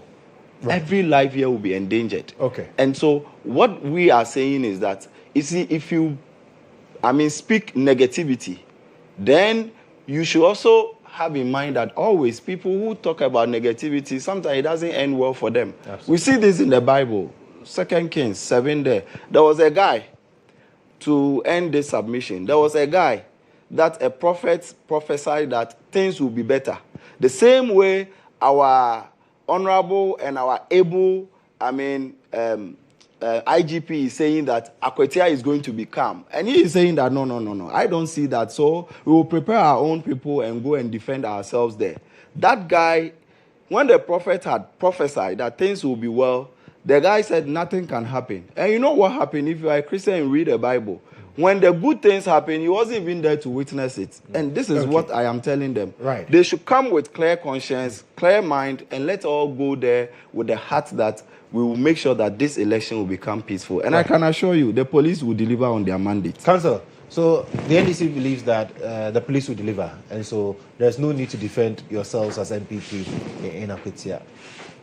See, I believe that there's a lot of scrutiny on the police. And I'm interested in every government in power says we trust the police. every opposition says they don't trust the police. But I don't think that this issue should be handled like politics as usual. Okay.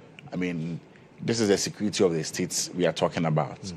To be very honest, when you look at the numbers in Parliament, the Akwetia seats shouldn't, or this particular by-election shouldn't have been a by-election that is even brewing these tensions, because NDC can, even if it's about 2/3 of members of Parliament, NDC may be able to mobilize it, looking at the fact that they have the independence on their side. Yes, MPP, mostly because of the election, because of how people think that, or the commentary about some inefficiencies in Ablekuma North, there's much more scrutiny on the leadership to deliver the seats. But in relation to the police, I believe that the burden is on them. Truth be told, I don't think that everybody or anyone who looked at what happened at Ablekuma North will be unconcerned looking at how the police looked helpless.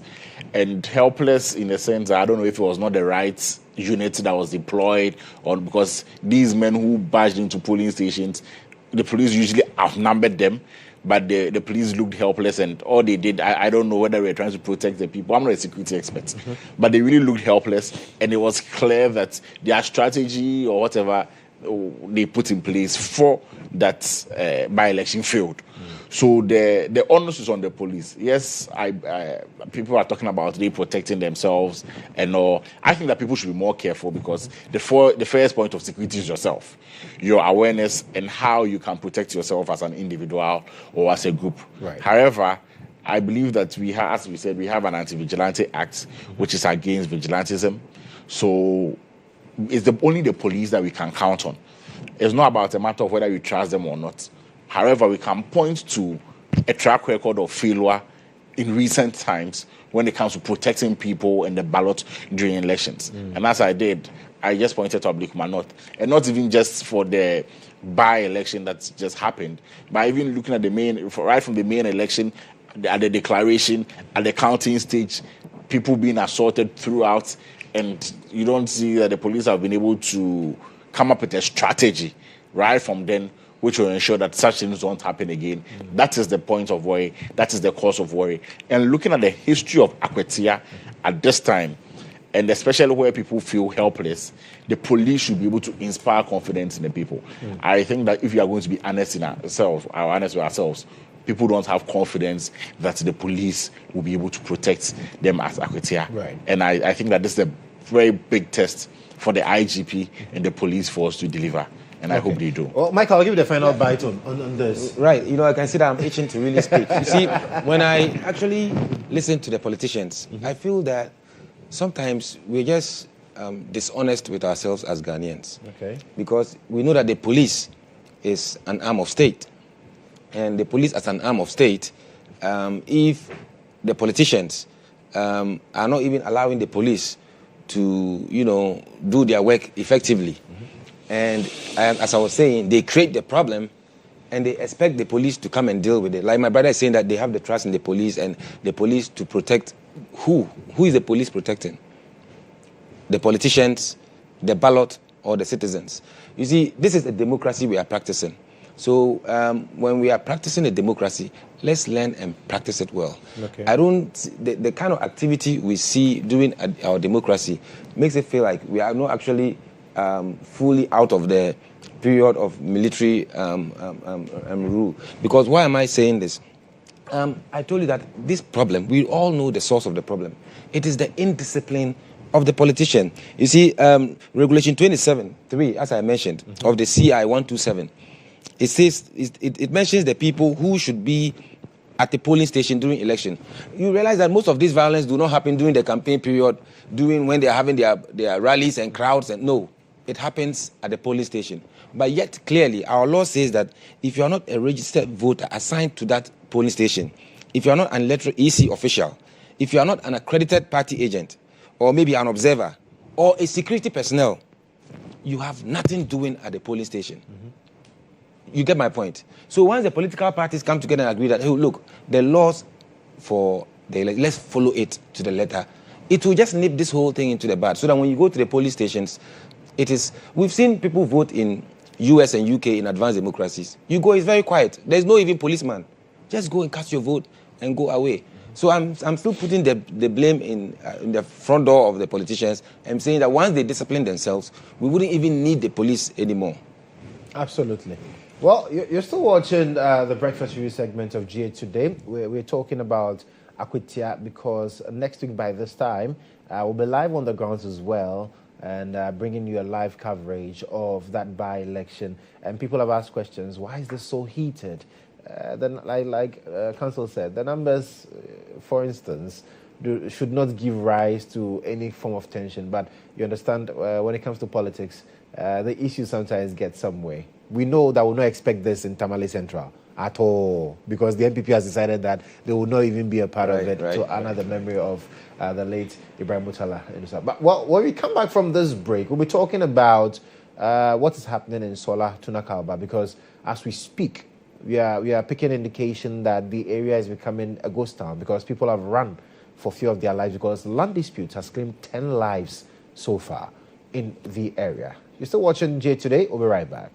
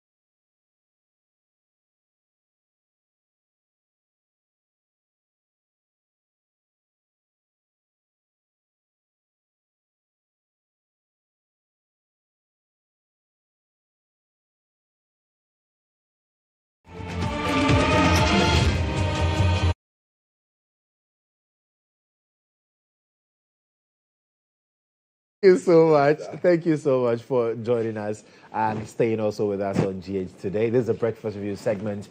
My guest, Dr. Frederick Ntiamwa. He is a lecturer and also a member of the NDC's communications team. I also have Council Kobe here, also representing the NPP, and Michael Donyina. He's a neutral. Yes, he's in the middle. He says he's delivering the neutral job really well this morning as well. Okay, And, I've seen a little bite of it. I want to see more. Right, but let's talk about a rather worrying situation in Solatuna Kalba. And I've listened to the MP for the area. I've listened to the DC. Sometimes sounding a bit worried because they least expected things to escalate to this point where we're told 10 people have lost their lives in the area because of land disputes in that particular constituency. And now people are deserting the area. So like what we've seen in Boko, where a lot of people have left, people are also leaving Solatuna Kalba. Let me start with you, Doc. Kobe. Sorry. I've just been thinking about it. You know, when I was coming, I was listening to other stations making, commentaries, and I even listened to the MP on one of the stations. Yeah. I don't know what to say, but why? Is it that our laws are not working, or is it that people are just interested in, killing each other? Because if this table here is for you, I know God gave us something within that when something is not for you, you know it's not for you. So at what point that you know this is not for me, but I still want to take it from somebody? Where is the conscience? Because those days, when I'm still young, but I remember some 20 years ago, you used to see messages that depict that, you see, life is not a rush. You take your time, with time, and you work hard. Things that you need will come to you based on hard work and, certain things. These days, we are not looking at that. People want to get things at all costs, maybe by use of power, by abusing power and all that. And that is where we are today. The issue happening there, this same issue is happening in other parts of the country. That is not the only place that we're having issues with land. And since we took over, I've seen the land minister commission a lot of boards for regions and all that. What I want to say on this platform is that these boards that have been commissioned, they have to work hard so that we'll be able to bring this problem of land disputes, land days. This Saturday, I wanted to visit a friend just around Abokobi.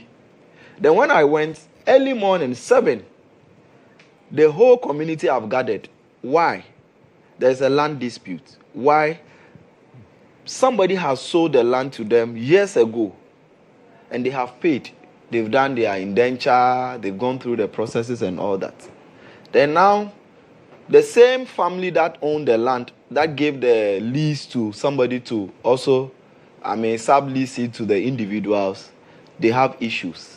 And I think that sometimes some of these things are deliberate, because when they have finished spending the money, they go back and they create problems within the family about who is the right owner, who is, entitled to take ownership and all that.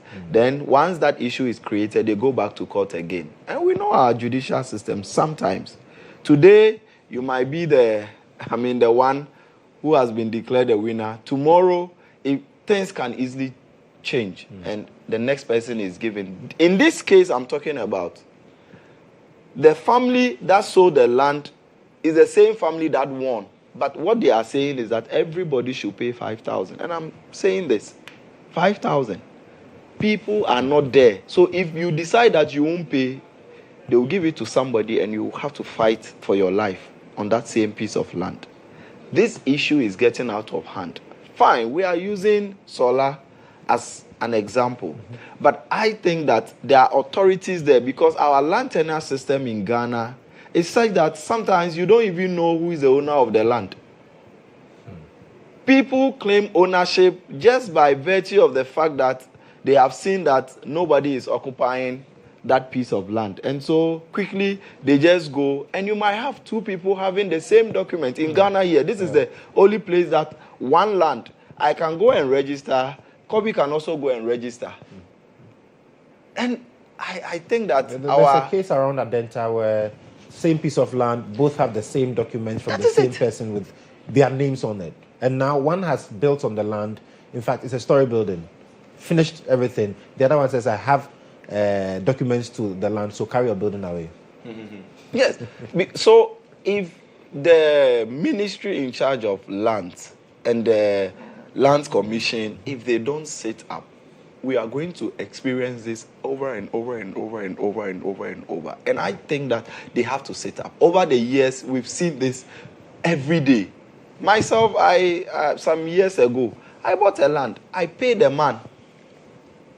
The man took the money from me. That was 2017. I had just completed fresh from Legon. I didn't have anything. The little I was doing, once I gather small, the man will come for it. Sometimes I'll be at my workplace at the university and they'll call me, Dr. Fred, your father is here. Then I have to, because the man gave the right to pay in installments. So the man will come for the money. At a point, the man was sick at Legon Hospital, and he was supposed to hand over the document to us. He said no, he doesn't have any document. I'm telling you, up to now, I didn't get documents. Wow. So, and where do you send these issues? There are agencies responsible, but when you go, the way they toss you up, go, come. And that is why that issue is there. What I want to say is that I've listened to the MP this morning. We need our security force to go in there and help rescue the situation. We can't just allow lives to be wasted. These are precious lives that are going to work to help Mother Ghana grow. If we sit here and say that, yes, it's family and it's between chiefs, yes, whatever happens, we need people to step in and, calm situations down before we even think of resolution. Because in this hot, wave, you cannot resolve anything. The only thing is that you need to make sure that you bring the situation under control before later you look at the avenue to reconcile, see who is at fault, see who is the owner, and things can be done. So, in brief, we need our security agents, and I'm pleading to the IGP to deploy the men there, and they should go in numbers to make sure. Because what I heard is that people are even on motorbikes, just shooting. Once they see you, boom, boom. And that's why people are running away. And this, issue of motorbikes and all that, today, if you want to discuss it, we will not live here. Because it's also creating a problem. It's the fastest means of transportation in a very heavy traffic zones. Sometimes I use the bike myself.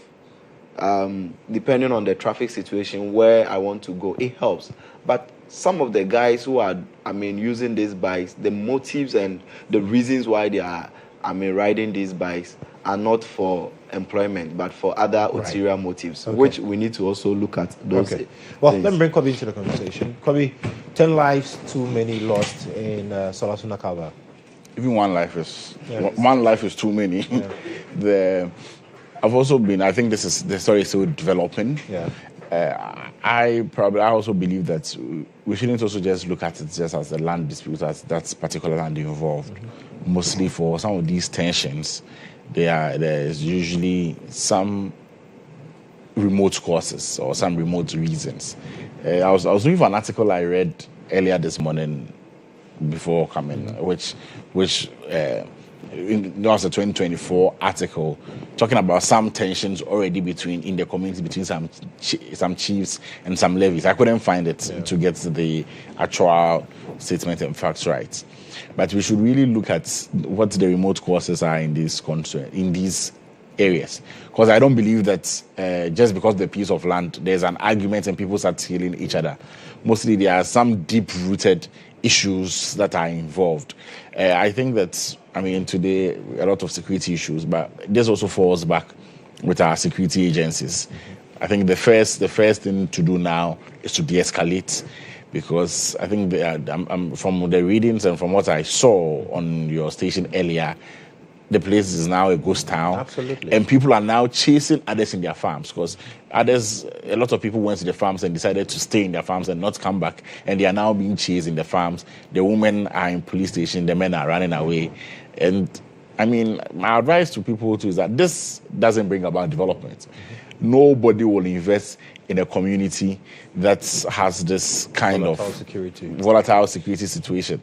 And even government expenditure will go up or be higher in these communities. But this expenditure could probably have been channeled into development in the community. So anytime there is such a situation, it becomes very worrying. And this, I mean, I think that there are pockets of issues that is trying to destabilize the country, and our security agencies, our security ministers, and the whole security apparatus should be on top of the issue.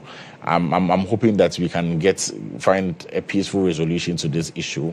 Thankfully, I think the Before Youth, I don't know if I'm getting the name right. I've seen their press statement, and I think that they believe that the overlord of Gonja Traditional Council will be able to resolve the issue, and I think government agencies should be able to liaise with him to immediately try calm and de-escalate and also resolve the issue, because it's sad when at every point in time, when as a country we are trying to progress, we are thinking about the next big thing, then some of this progress gets derailed by such incidents. Absolutely.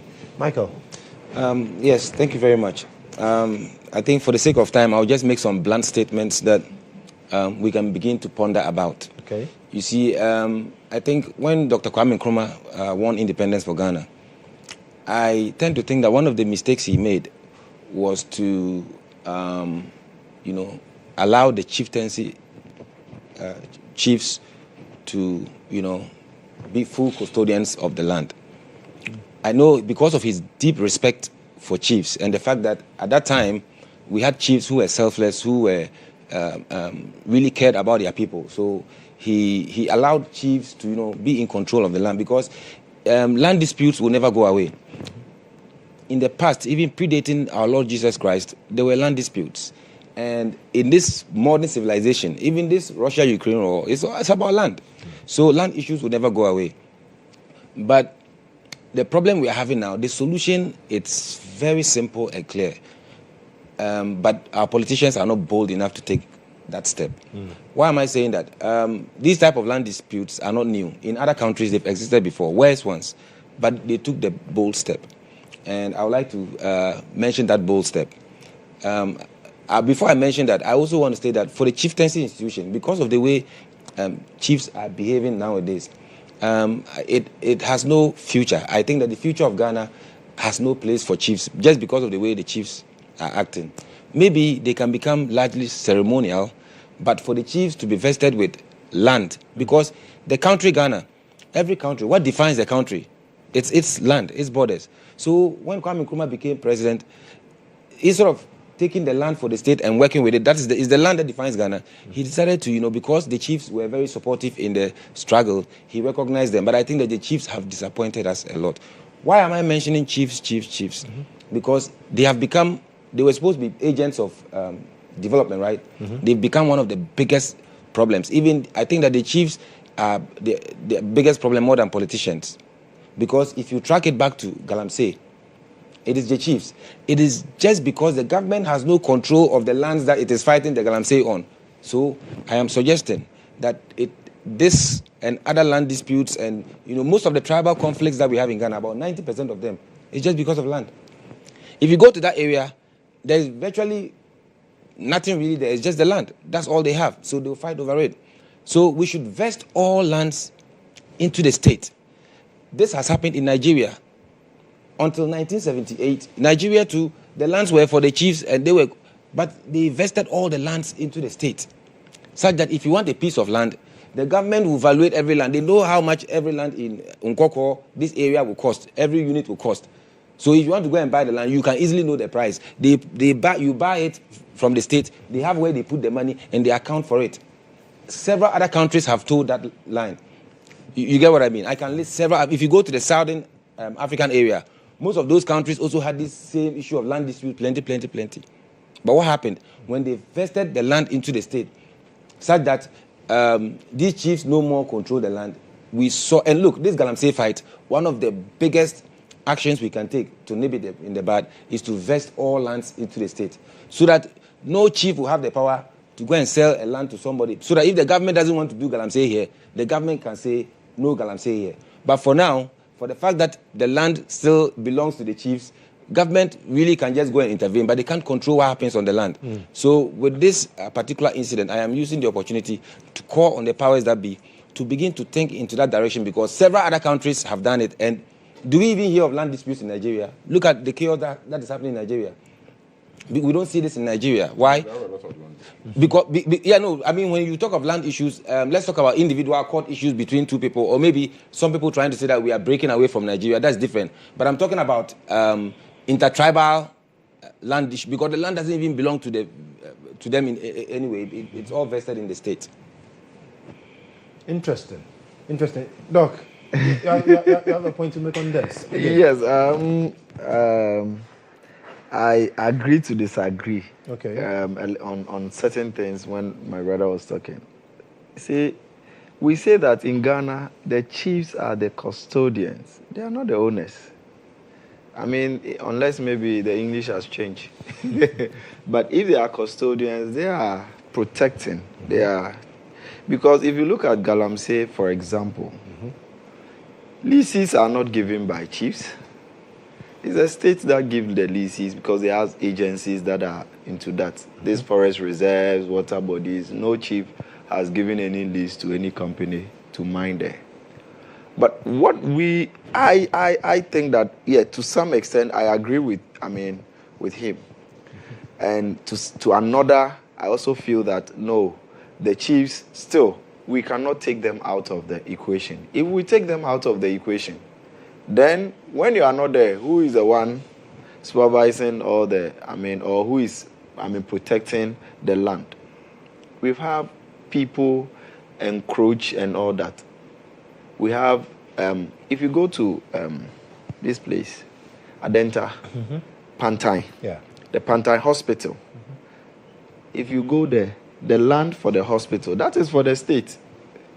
The hospital is for Ghana. The hospital is not for an individual. That's the mental hospital. Their land has been encroached by individuals. Yeah. If this land was in the hands of any chief as a custodian, I'm not sure people can just go and build there because they have guys there. See, when you are building, whether you hide in the pit or whatever, you'll be there. They are digging fee. You can never escape that side of their work. They'll fish you out. Meanwhile, because it's for the state, people sit there and just observe that government is not around. So once I take it, I have power, I've taken it. Fine, the state can come in, but to the extent that we say every land for the state, sometimes it will even get to a point that the ordinary, like me, I won't get some to buy. Okay. So, have you seen national cake, how it's shared? I think my brother misunderstood me. Like in Ghana, around 20% of the land is land that belongs to the state, because the state acquired the land from the people, and those lands are managed by Lands Commission. So if there's a government land that someone is encroaching on, then Lands Commission is not doing its work well. The 80% is vested in the chiefs. The chiefs are custodians. They are supposed to be custodians on behalf of the people. But tell me, when the chiefs are selling the land, they sell the land to their citizens. How accountable are they with the proceeds of the land sales?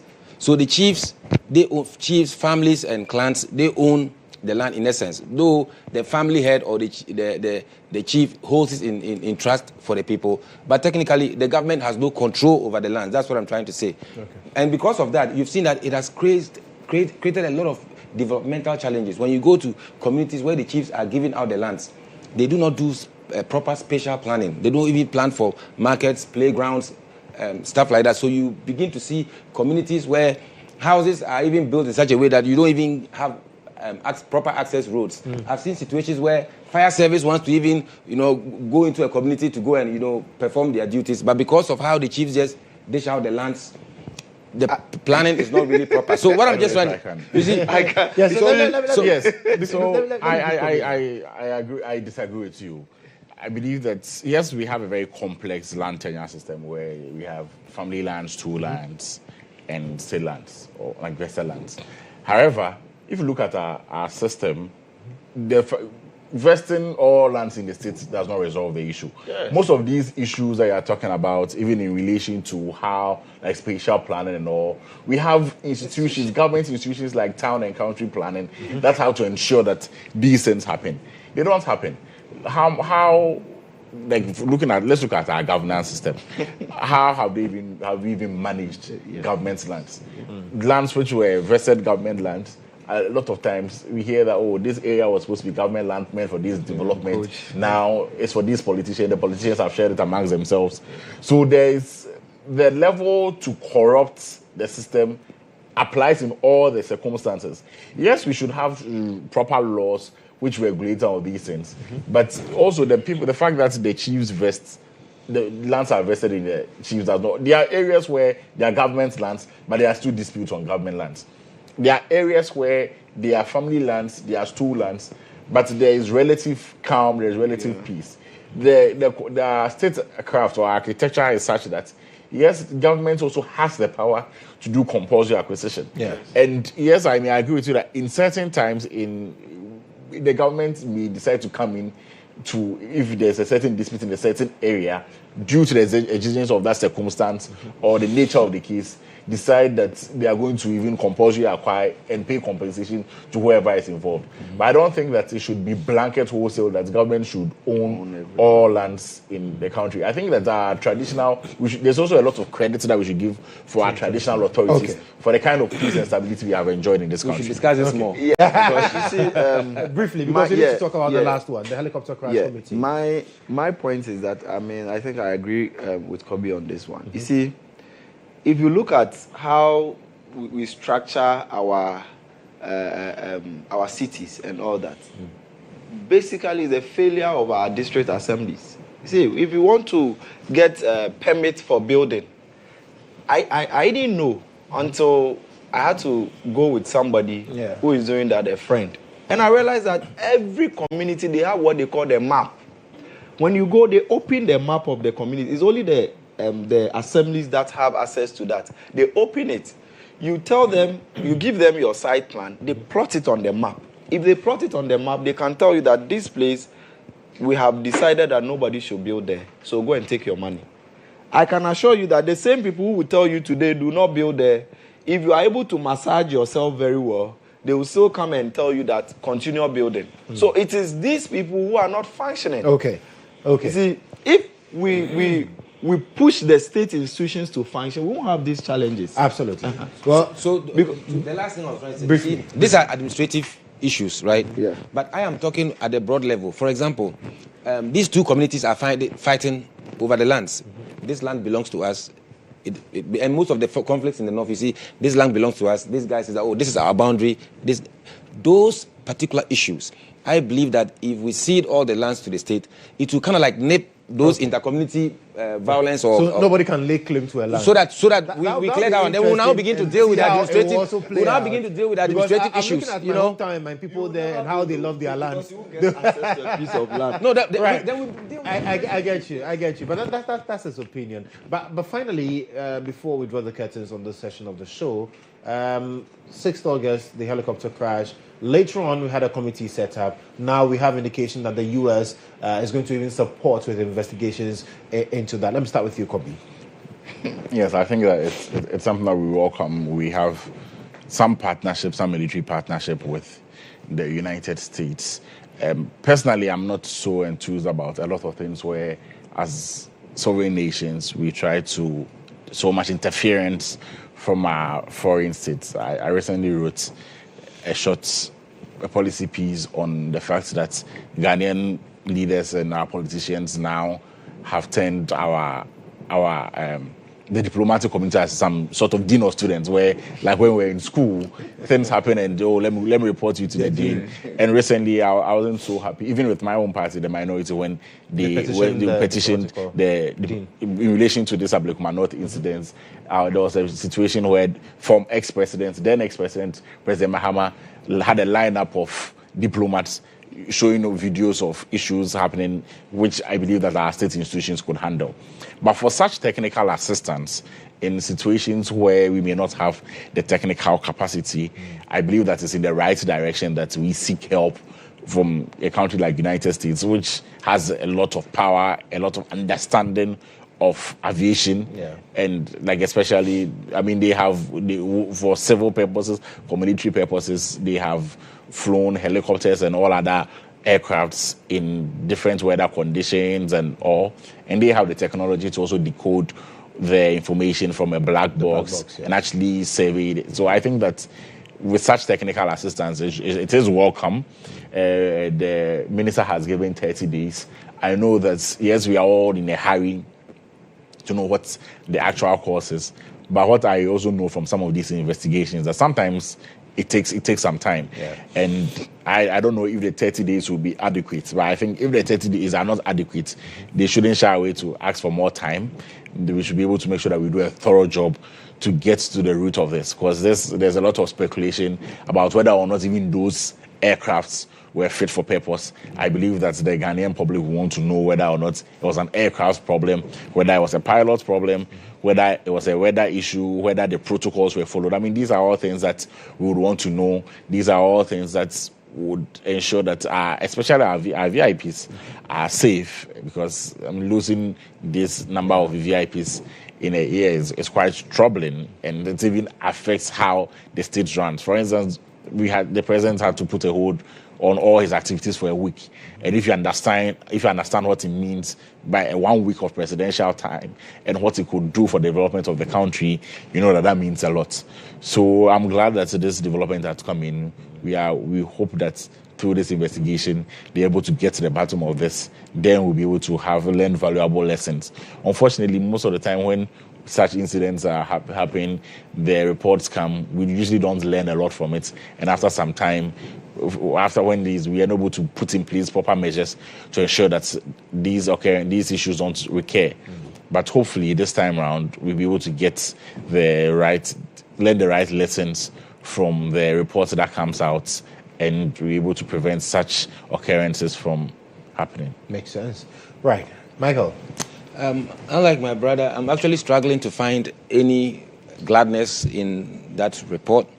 I think that I've already made my position very clear regarding this helicopter crash incident.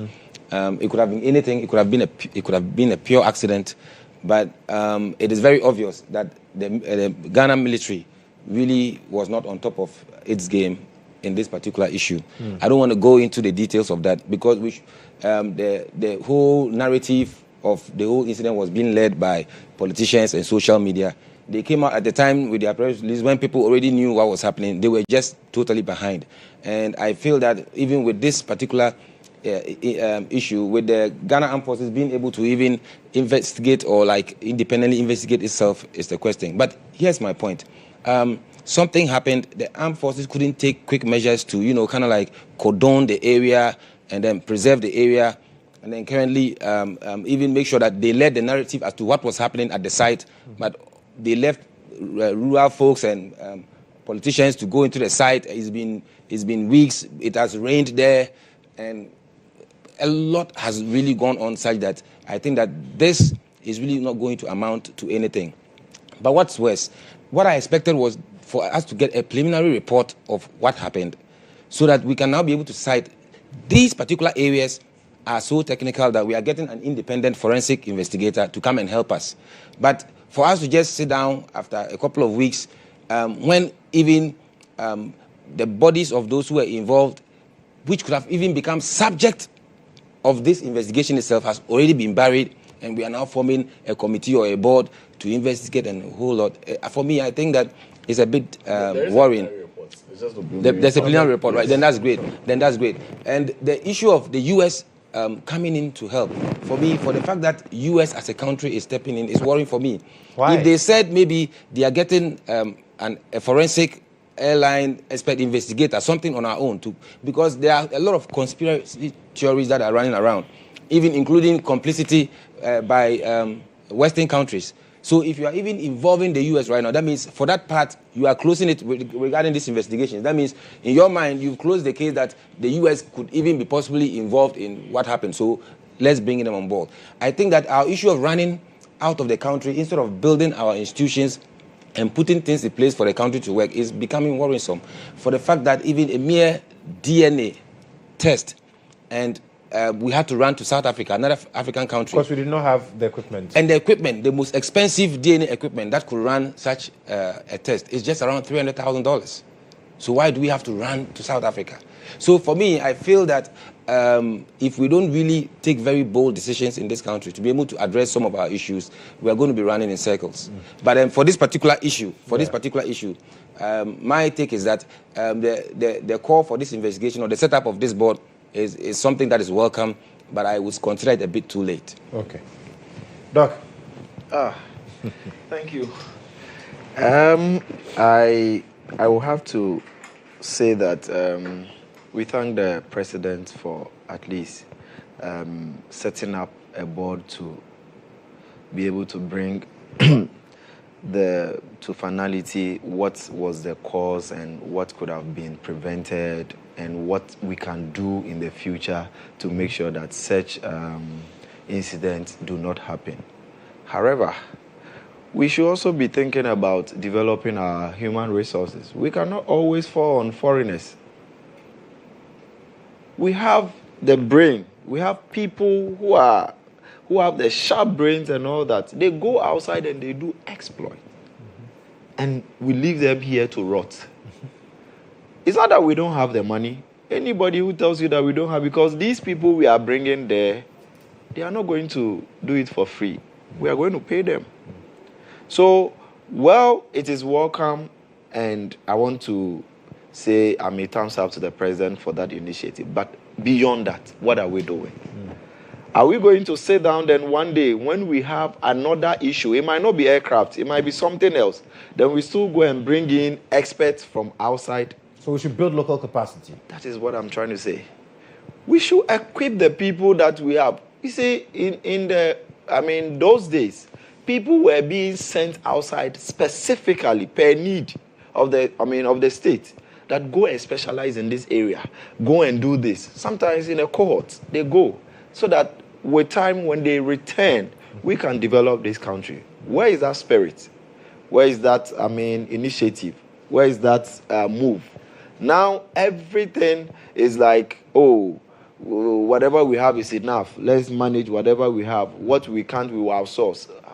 For how long can we keep outsourcing? Because I remember when the remains, the body samples were flown to South Africa, I engaged the Ghana Forensics Society. They said they have the men who have the expertise. The challenge is the machines to work with. And that's the major challenge they had. I have a lecturer at the University of Ghana Medical School. He's one of the top when it comes to DNA stuff. He's one of the big guys. I just don't want to mention his name for the sake of this. He taught me when I was doing my MPhil.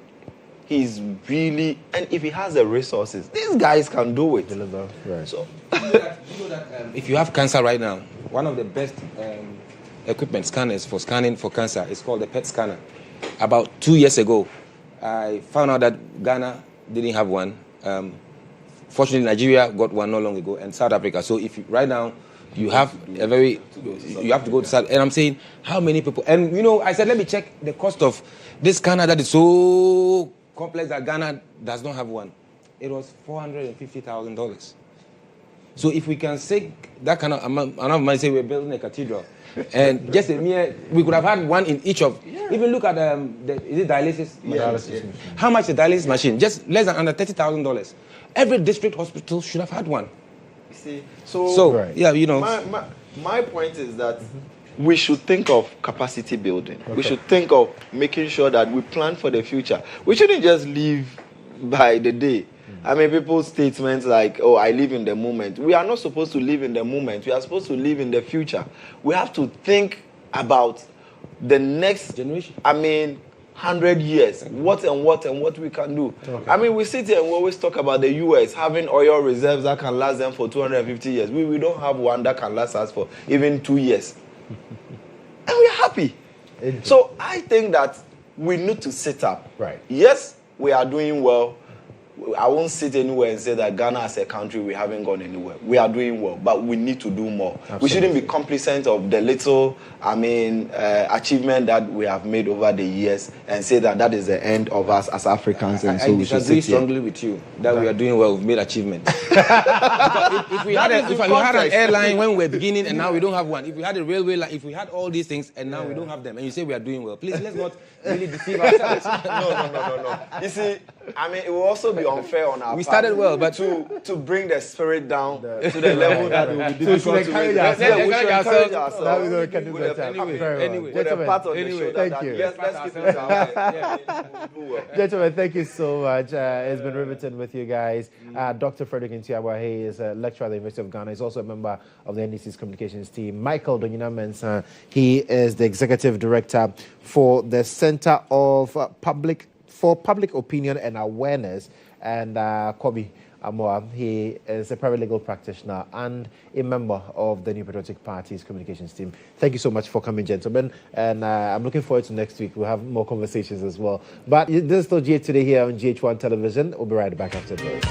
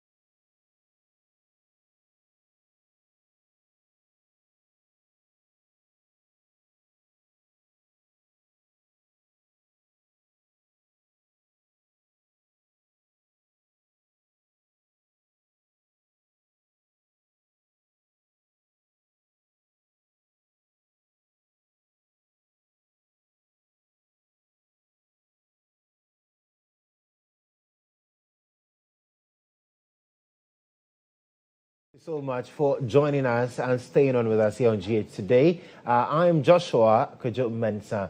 But then this next conversation is really intriguing, exciting, and I just can't wait to get into the details of it. We're talking the VL Exposure 2025, and I've been joined in studio by the adorable. She's an entrepreneur. She wears so many hats, and today it's really exciting to have the Victoria Lebene Osafunkansa in the studio. Vicky, how are you? I'm fine, thank you. It's amazing meeting you. Yes, please. Absolutely. Thank you. Same here. Right. Well, we're talking about the VL exposure, and because we also do have the VL brand manager, Edward Jason Amwa, joining us. Ed, welcome. Thank you very much. When I saw, I felt a bit intimidated, but I know more. Feel free. So let me start with you, Vicky. I mean, talk to me about the exposure 2025. What exactly is it about? Okay. So I think I'll All right, chip in. Edward will take that. Right? Me being the brand manager, let me chip in. So I would say the VL exposure, okay, to talk about it, I'll talk about the person who bettered the VL exposure. That is Victoria Lebene. So I would say Victoria Lebene is a woman of vision. She's an innovative woman who strongly believes in we rise by lifting others. That is why she wants to use this platform to create awareness for businesses, companies, brands, through the VL exposure. So I think she is the bridge between companies, brands, and then the young entrepreneurs. Yeah. That is why she is bringing the VL exposure. This. Yes. So it's basically an initiative. It's a non-profit initiative that has been designed to spotlight SMEs, companies, brands, products and services, or even skills of any individual at all, while we're also using that medium to empower the young ones that are coming, the emerging entrepreneurs, the startups, the individuals that don't even know what to do with their lives, that want career and self-development. So this initiative is like a CSR that I thought that, what can I do throughout the years of my journey, my career? I've done very well in industry, but what can I use or do with my platform to impact society and the community that we're in? So I use social media, I use TV, radio, media in general, new media. And that's why I was about asking that. You've been very successful at what you do. Thank you. Why this? Yes, yes, because I want to give back. It's a way of giving back. It's my corporate social responsibility. I have Lebanon Foundation that tackles social issues, health issues, environmental issues, and all that. But that's, you know, I want something that I can be able to ride on daily. And these are things that I've done. Over the years, I've always, you know, been a brand ambassador for a product or a company and, you know, journey into my own businesses where I use social media to, you know, make sales. So I realized that there's a very good tool that can sell us even without doing so much or having so much money, you know, starting a business, understanding the strategies that go into it. So all this is gearing towards inspiring success for everyone that is coming into business and the already existing businesses that are on ground. So do you feel that businesses have not milked social media enough? Not enough. Not enough. They already existing businesses dwell on the number of years they've been in existence and perhaps the number of impacts they've made. Okay, and you know there's old media and there's new media now. So the new generation understands what social media is, except for the people that use social media to bully others. But we understand what goes into it. If you live a very good life in society, you should be able to impact others through what medium you use or what helps you. And so this is why the VL exposure came to birth. And as a board member for Global Entrepreneurship Festival, greetings to Bulare, our country chair. We are waiting strongly. The whole world is coming to Ghana. It's all about celebrating the excellence of entrepreneurs, people who have toiled so hard to try to make ends meet, try to, make a living out of something, and every day you keep waking up and going to work, it can be very tiring, So there's a platform that should empower you, give you more knowledge to help sustain you in whatever you're doing. And so this year we've trained 31 participants in vocational and administrative skills. So this is not just like a conference setup where you're going to sit down and just hear talks. No. It's not just a talk show. This is like a revival. Right. A revival where you're coming out and you're feeling renewed. Your mindset is changed. Opportunities. As I'm sitting here, I'm having goosebumps all over because I know what we're putting in, the work we're putting in to give out.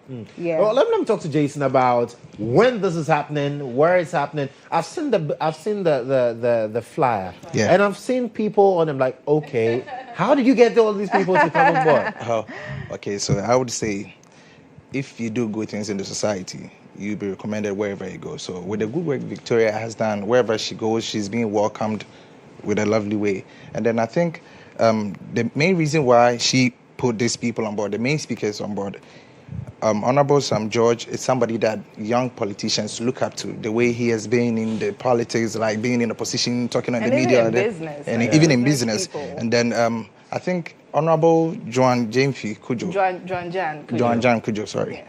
She being the MP for Menfi Central, she owns a gold firm. Yeah. So we bring in people like GHOne and then PK Amwabin.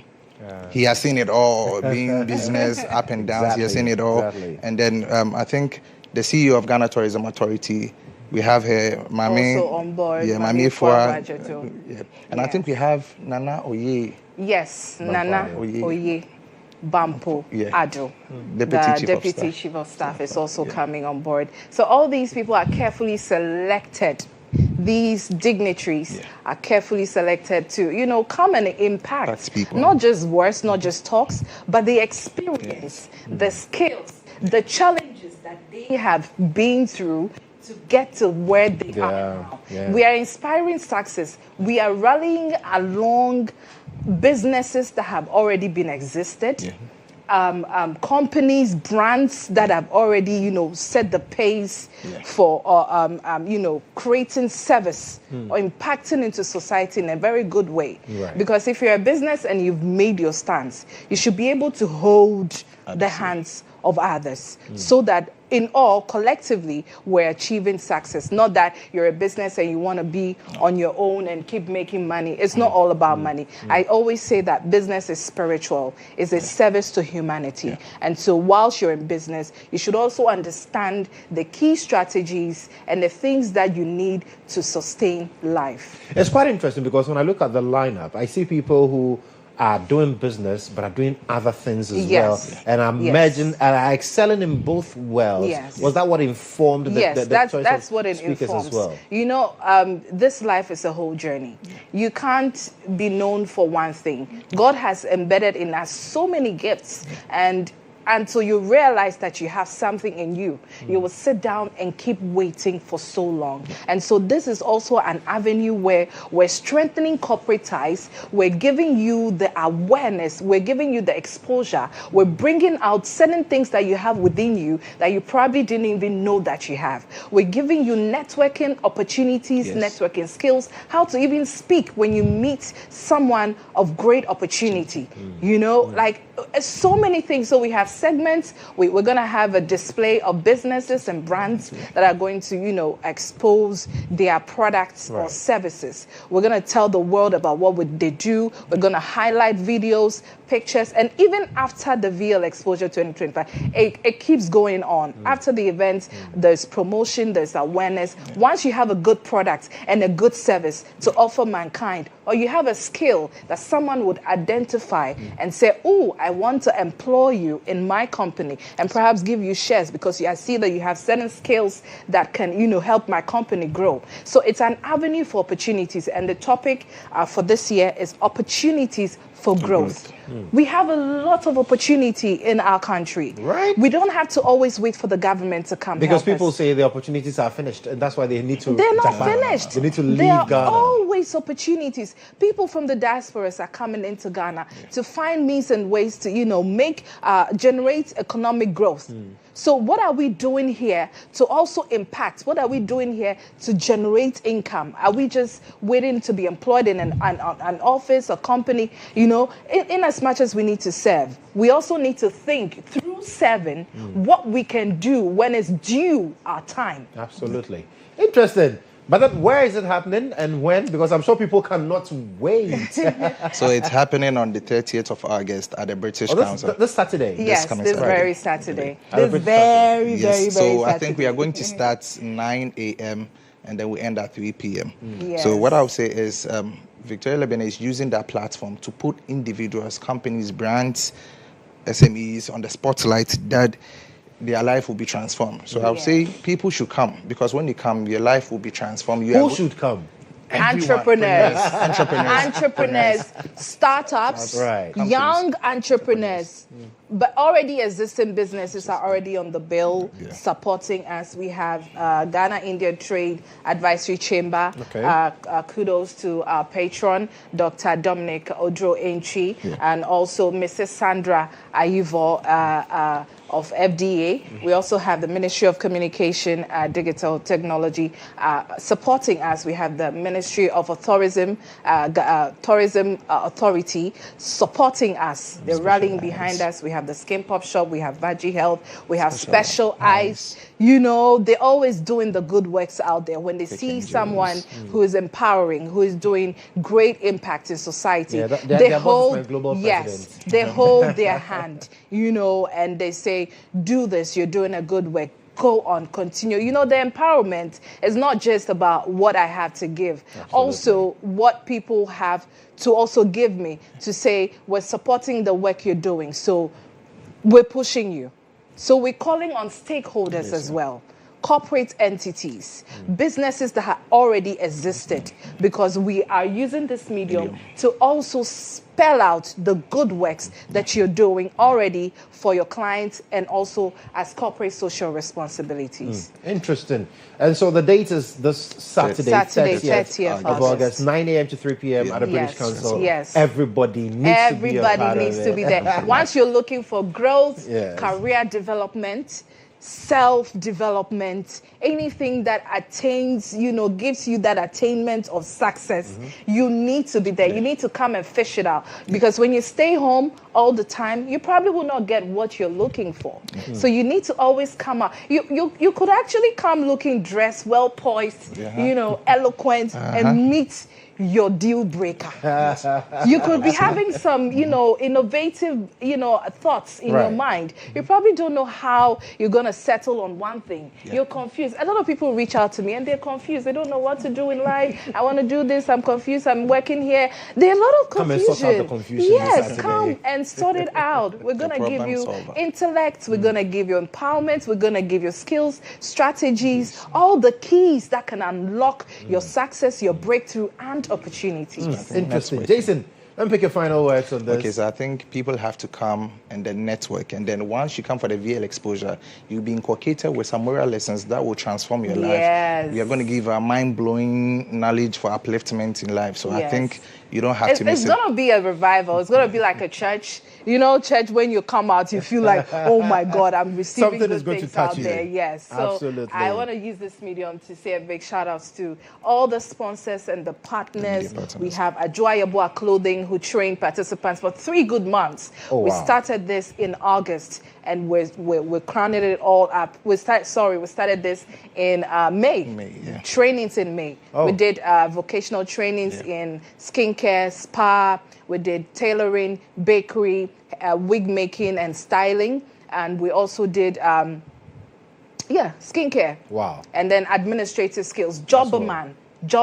They fish out jobs for people, and the Ghanaian youth always run to them. But they also give skills. They give administrative skills, understanding what entrepreneurship is all about, understanding what business is, understanding who a CEO is. Now everybody thinks, oh, I own a business, so I'm a CEO. But a lot goes into a CEO. You need to have other officers in place of every jurisdiction so that you stand tall as a leader and make sure that they are playing their role and you can be able to run around. Thank you so much, Vicky, for coming. Thank you for having us. Absolutely. We'll meet on Saturday because we all need to learn. Yeah, we all need to steal some nuggets from this. We'll be looking forward to hosting you. We're going to serve you drinks, food, snacks, cocktails, whatever you... Yes, because from morning till 3 p.m. Do people need to pay for this? So yes, there's a registration. Okay, you have to log on the www.thevlexposure.com and then register. It's just cool 100 cedis. A cool 100 cedis. For all these people. All these things we're going to give you. Everything. Cool The connections, the contacts, the opportunity. If you're looking for a good job and you have skills, come, we will poach you. Yeah. We will poach you because all this is arriving at employment. All the participants we've trained, they're going to get all these benefits. Right, so is the VL Exposure happening this Saturday at the British Council from 9 a.m. to 3 p.m. All you need to do is to register at www.thevlexposure.com. Yes. It's just 100 Ghana. You can't even buy your proper data. We'll be right back after this. Thank you.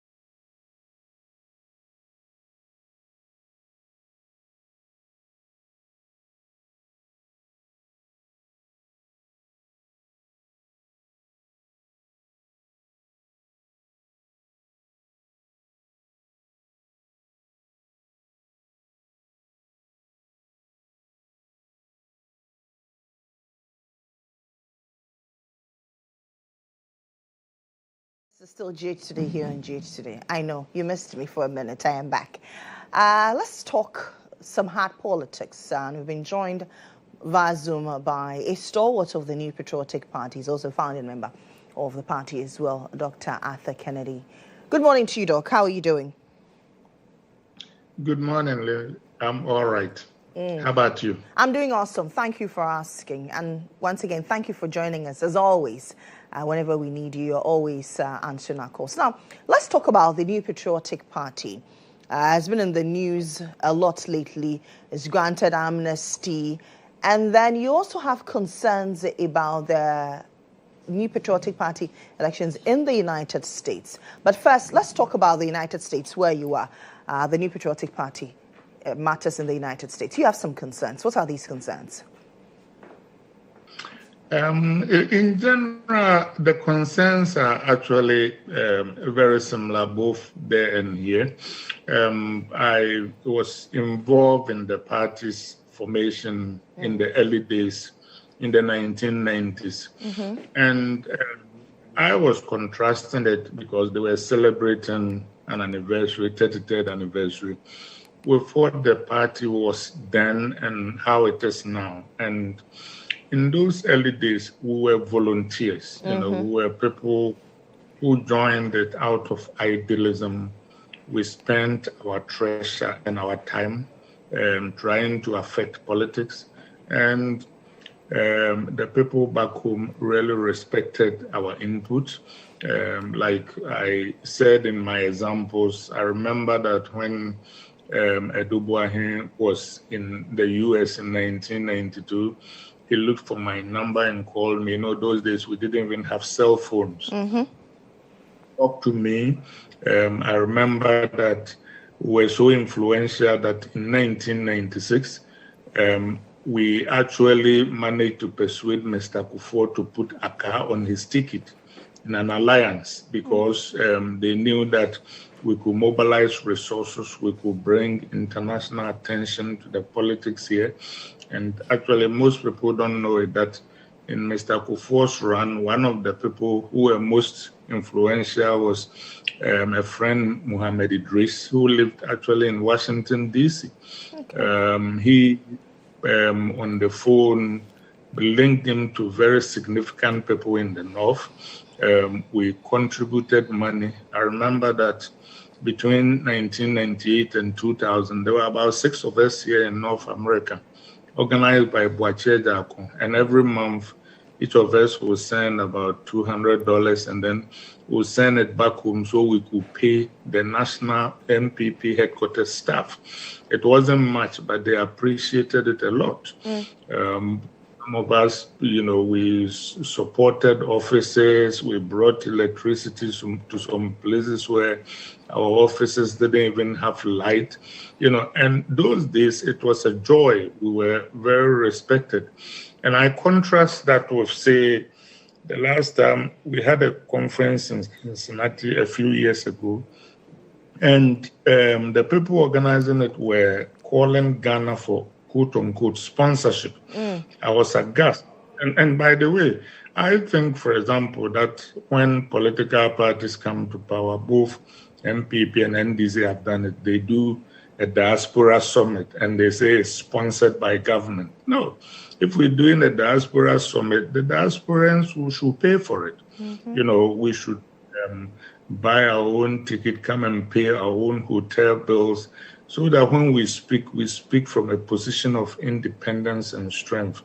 And I also miss the days when the MPP was the pace setter in our politics. We brought transparent ballot boxes, you know, count on the spot. Those days, the NDC used to actually take its cue from us because everybody knew that we were the better party. Remember, the NDC would have congresses, and Mr. Rawlings would be squeezing, excuse me to say, the balls of people to bring them into compliance, and we were joking about how backward they were. So I miss those days, and I think that the party should return to those ideal days when it used to be altruistic and to lead the charge in bringing reform, and people joined the party because they genuinely believed in the betterment of Ghana. These days, money has become so important. Now it costs more to be a candidate of the New Patriotic Party than to run for president of the United States. Everybody would be aghast if they were demanding those sums as a condition for running for U.S. president. If that was the case, people like Lincoln, Harry Truman, Bill Clinton, Richard Nixon would all never be president. Now, you in a write-up, you say that you're scandalized by the requests of sponsorship from Ghana to the United States. Is there anything wrong with that? We have become a global village. Yeah, we're a global village, but come to think of it, when people live in Ghana, and if they were, doing honest work and earning honest money, and the diaspora are holding a congress, it sounds strange that we should ask people from Ghana to come and sponsor us. I mean, when we do these things, I always, I live here, and, in the U.S. here, if you walked into the bank and deposited $10,000, somebody will ask you where you got the money from. Yeah. I think that we need to have lifestyle audits. We have a lot of people in our politics who have never worked a day in their lives. They finish university, they follow some big man for 2 years, they get appointed to office, and 2 years later they have mansions worth millions, and nobody does anything.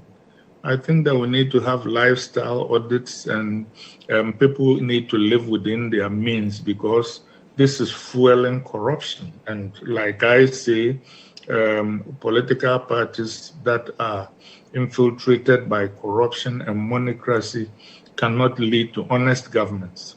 Okay. Now, the New Patriotic Party, for which you're a founding member, has extended an amnesty to members like yourself. Is this something you will accept? Nobody has extended any amnesty to me because I don't need one. Nobody sacked me. I don't know why everybody thinks that I need an amnesty. But having said that, I actually think that an amnesty is a good idea. I think that this particular amnesty, though, is a poison chalice, in the sense that people who are being asked to come back not to run for office for 2 whole years, they are supposed to write letters in order to be accepted. But, we build political parties with numbers. Winning elections is about numbers. Yeah. Right now, there are a lot of former MPP people who are very prominent people in the NDC because they found it attractive. And the MPP flag bearer now is a former NDC member who didn't even have a party card.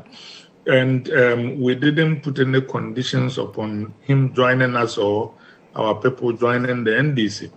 I think that we should open the gates, let everybody come. And actually, I think in our primaries, the best thing to do is to let every card-bearing member vote. Why is it that we want their votes when we are having general elections, but we don't want them to vote in primaries? If we let them vote in primaries, one, it will reduce the influence of money, because there are so many people you can't bribe everybody. And the second thing is that the primaries will reflect the true strength of the party in various regions and constituencies. So, for example, this artifice of having the same number of delegates from Wale Wale and Bantuma, which is really not reasonable, will change. So the thousands of people who are members in Bantuma will vote, the hundreds who are members in Wale Wale will vote. And since these same people voting in the primaries will vote in the general election, it will reflect a true candidate. And by the way, I think the NDC should do the same thing. I am interested in political party reform for both of our parties. I think that our parties are heading for a very dangerous place, where they have become, in effect, private clubs owned by private individuals who are trying to exclude people. People want MPP, what do they call it, voters registers under their bed and under people's pillows. Then people all of a sudden hold primaries at midnight when people are asleep. All these are exclusionary. Democracies must be inclusive. Now, Dr. Kennedy, in the last couple of days, there have been issues about tribalism in politics, especially with the New Patriotic Party. There were some comments passed by some aspirants, presidential aspirants, and then there were a response from certain candidates as well. What should the NPP do in dealing with these things, especially since they are headed to a presidential primaries and it will come up strongly? Well, I think in general, we should be a modern country where we appeal to ideas and competence, The problem, though, is that this discussion of ethnicity and earlier on religion have become too potent in our politics, and I fear its implication for our future. I was talking to one of my medical school classmates, Dr. Razak, and then a friend who has now been nominated as Ambassador, Alhaji Abdul Rahim Arunata. 2 years ago, when the MPP was having their primary and there were issues in Wesley Girls about religion and ethnicity, and I remarked to Dr. Razak that in all the time I have known him, since we were medical school classmates and others, the two of us never discussed religion, not once. The same way with Alhaji Harunata. So it was sad that all of a sudden there was talk about, this person is a Muslim, this person is that. It really breaks my heart because politics should unite us. It should not divide us. When I was growing up in my house, I remember a northern Muslim lady, Madam Aminata, who was almost like a second mother to me. It was a Shushan in Zongo. And during Chirivia, I would, eat a lot of meat, when we were kids, Christmas we ate. When there was Ramadan, we ate. I yearn for a country like that where our ethnicity and our religion wouldn't matter as much and we would focus on competence so that somebody from a small tribe, I know Kwame Nkrumah was an Nzima. Nzima is a sub-tribe of the Akan, but straightly speaking, Nzimas are a very small tribe, but nobody minded that fact. He had broad support across the country. That kind of inclusive politics that Nkrumah championed is the kind of politics we should be practicing now. Okay. Today is Tuesday, and so in exactly a week, we're headed to Akwatia for a by-election. How should the New Patriotic Party especially approach Akwatia? We should, in my view, have picked a candidate through a transparent primary. As usual, people sat in a room and decided that they had anointed somebody. The NDC had an open primary. So it seems to me as if the two parties have flipped. The things that the MPP used to do, that a lot of Ghanaians used to admire, we don't seem to do those things anymore. There is too much top-down approach. We kind of want people sitting in Accra to determine everything. So I think they should be open, and not only that, when we go to Akwatia, I hope that nobody loses their life or gets injured or gets beaten. No drop blood is enough to justify anybody's ambition, whether they be parliamentary or presidential. People would, and this applies to news people covering the election too, they should be able to cover this and go home and sleep. The reason we choose our leaders through the ballot box instead of bullets is because people shouldn't lose their lives or get harmed during election. We should respect that. Absolutely. Thank you very much, Doc, as always, for speaking to us. That's Dr. Arthur Kennedy. He's a stalwart of the New Patriotic Party. He's also a founding member of the party as well. Let's do some celebrations now.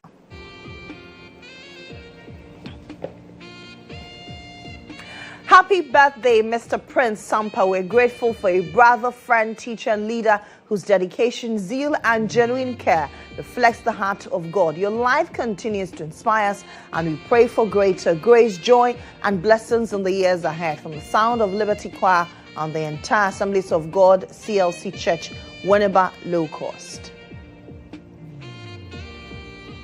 Happy birthday to you, Willie Chambers. As you mark another year, it is my prayer that God opens more opportunities for you to dazzle in the world with your incredible talent. Keep being you.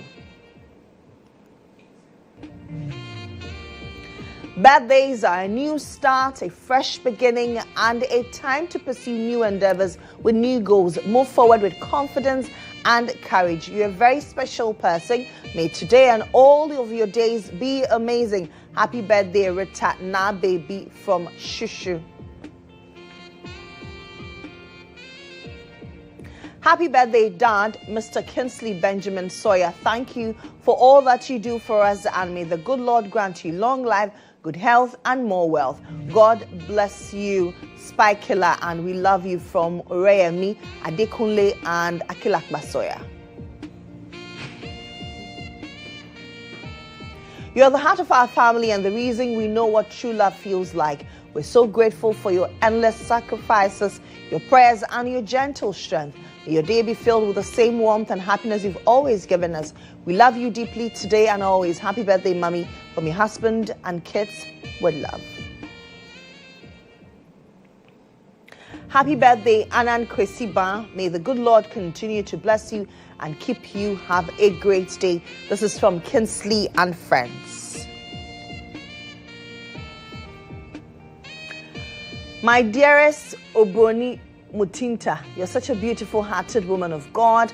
I love you plenty, my daughter. Happy birthday, happy blessed birthday, Lady Maya. Love, Mrs. Aqua. Happy birthday, Coco. May you always enjoy the goodies in life. Love, Mrs. Aqua. Mrs. Aqua is wishing a lot of people happy birthday today.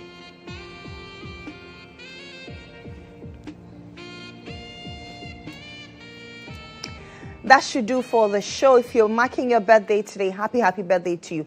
Marking any significant milestone, we say congratulations to you as well. My name is Lily Mohammed. I did this with Joshua Kodjo Mensah.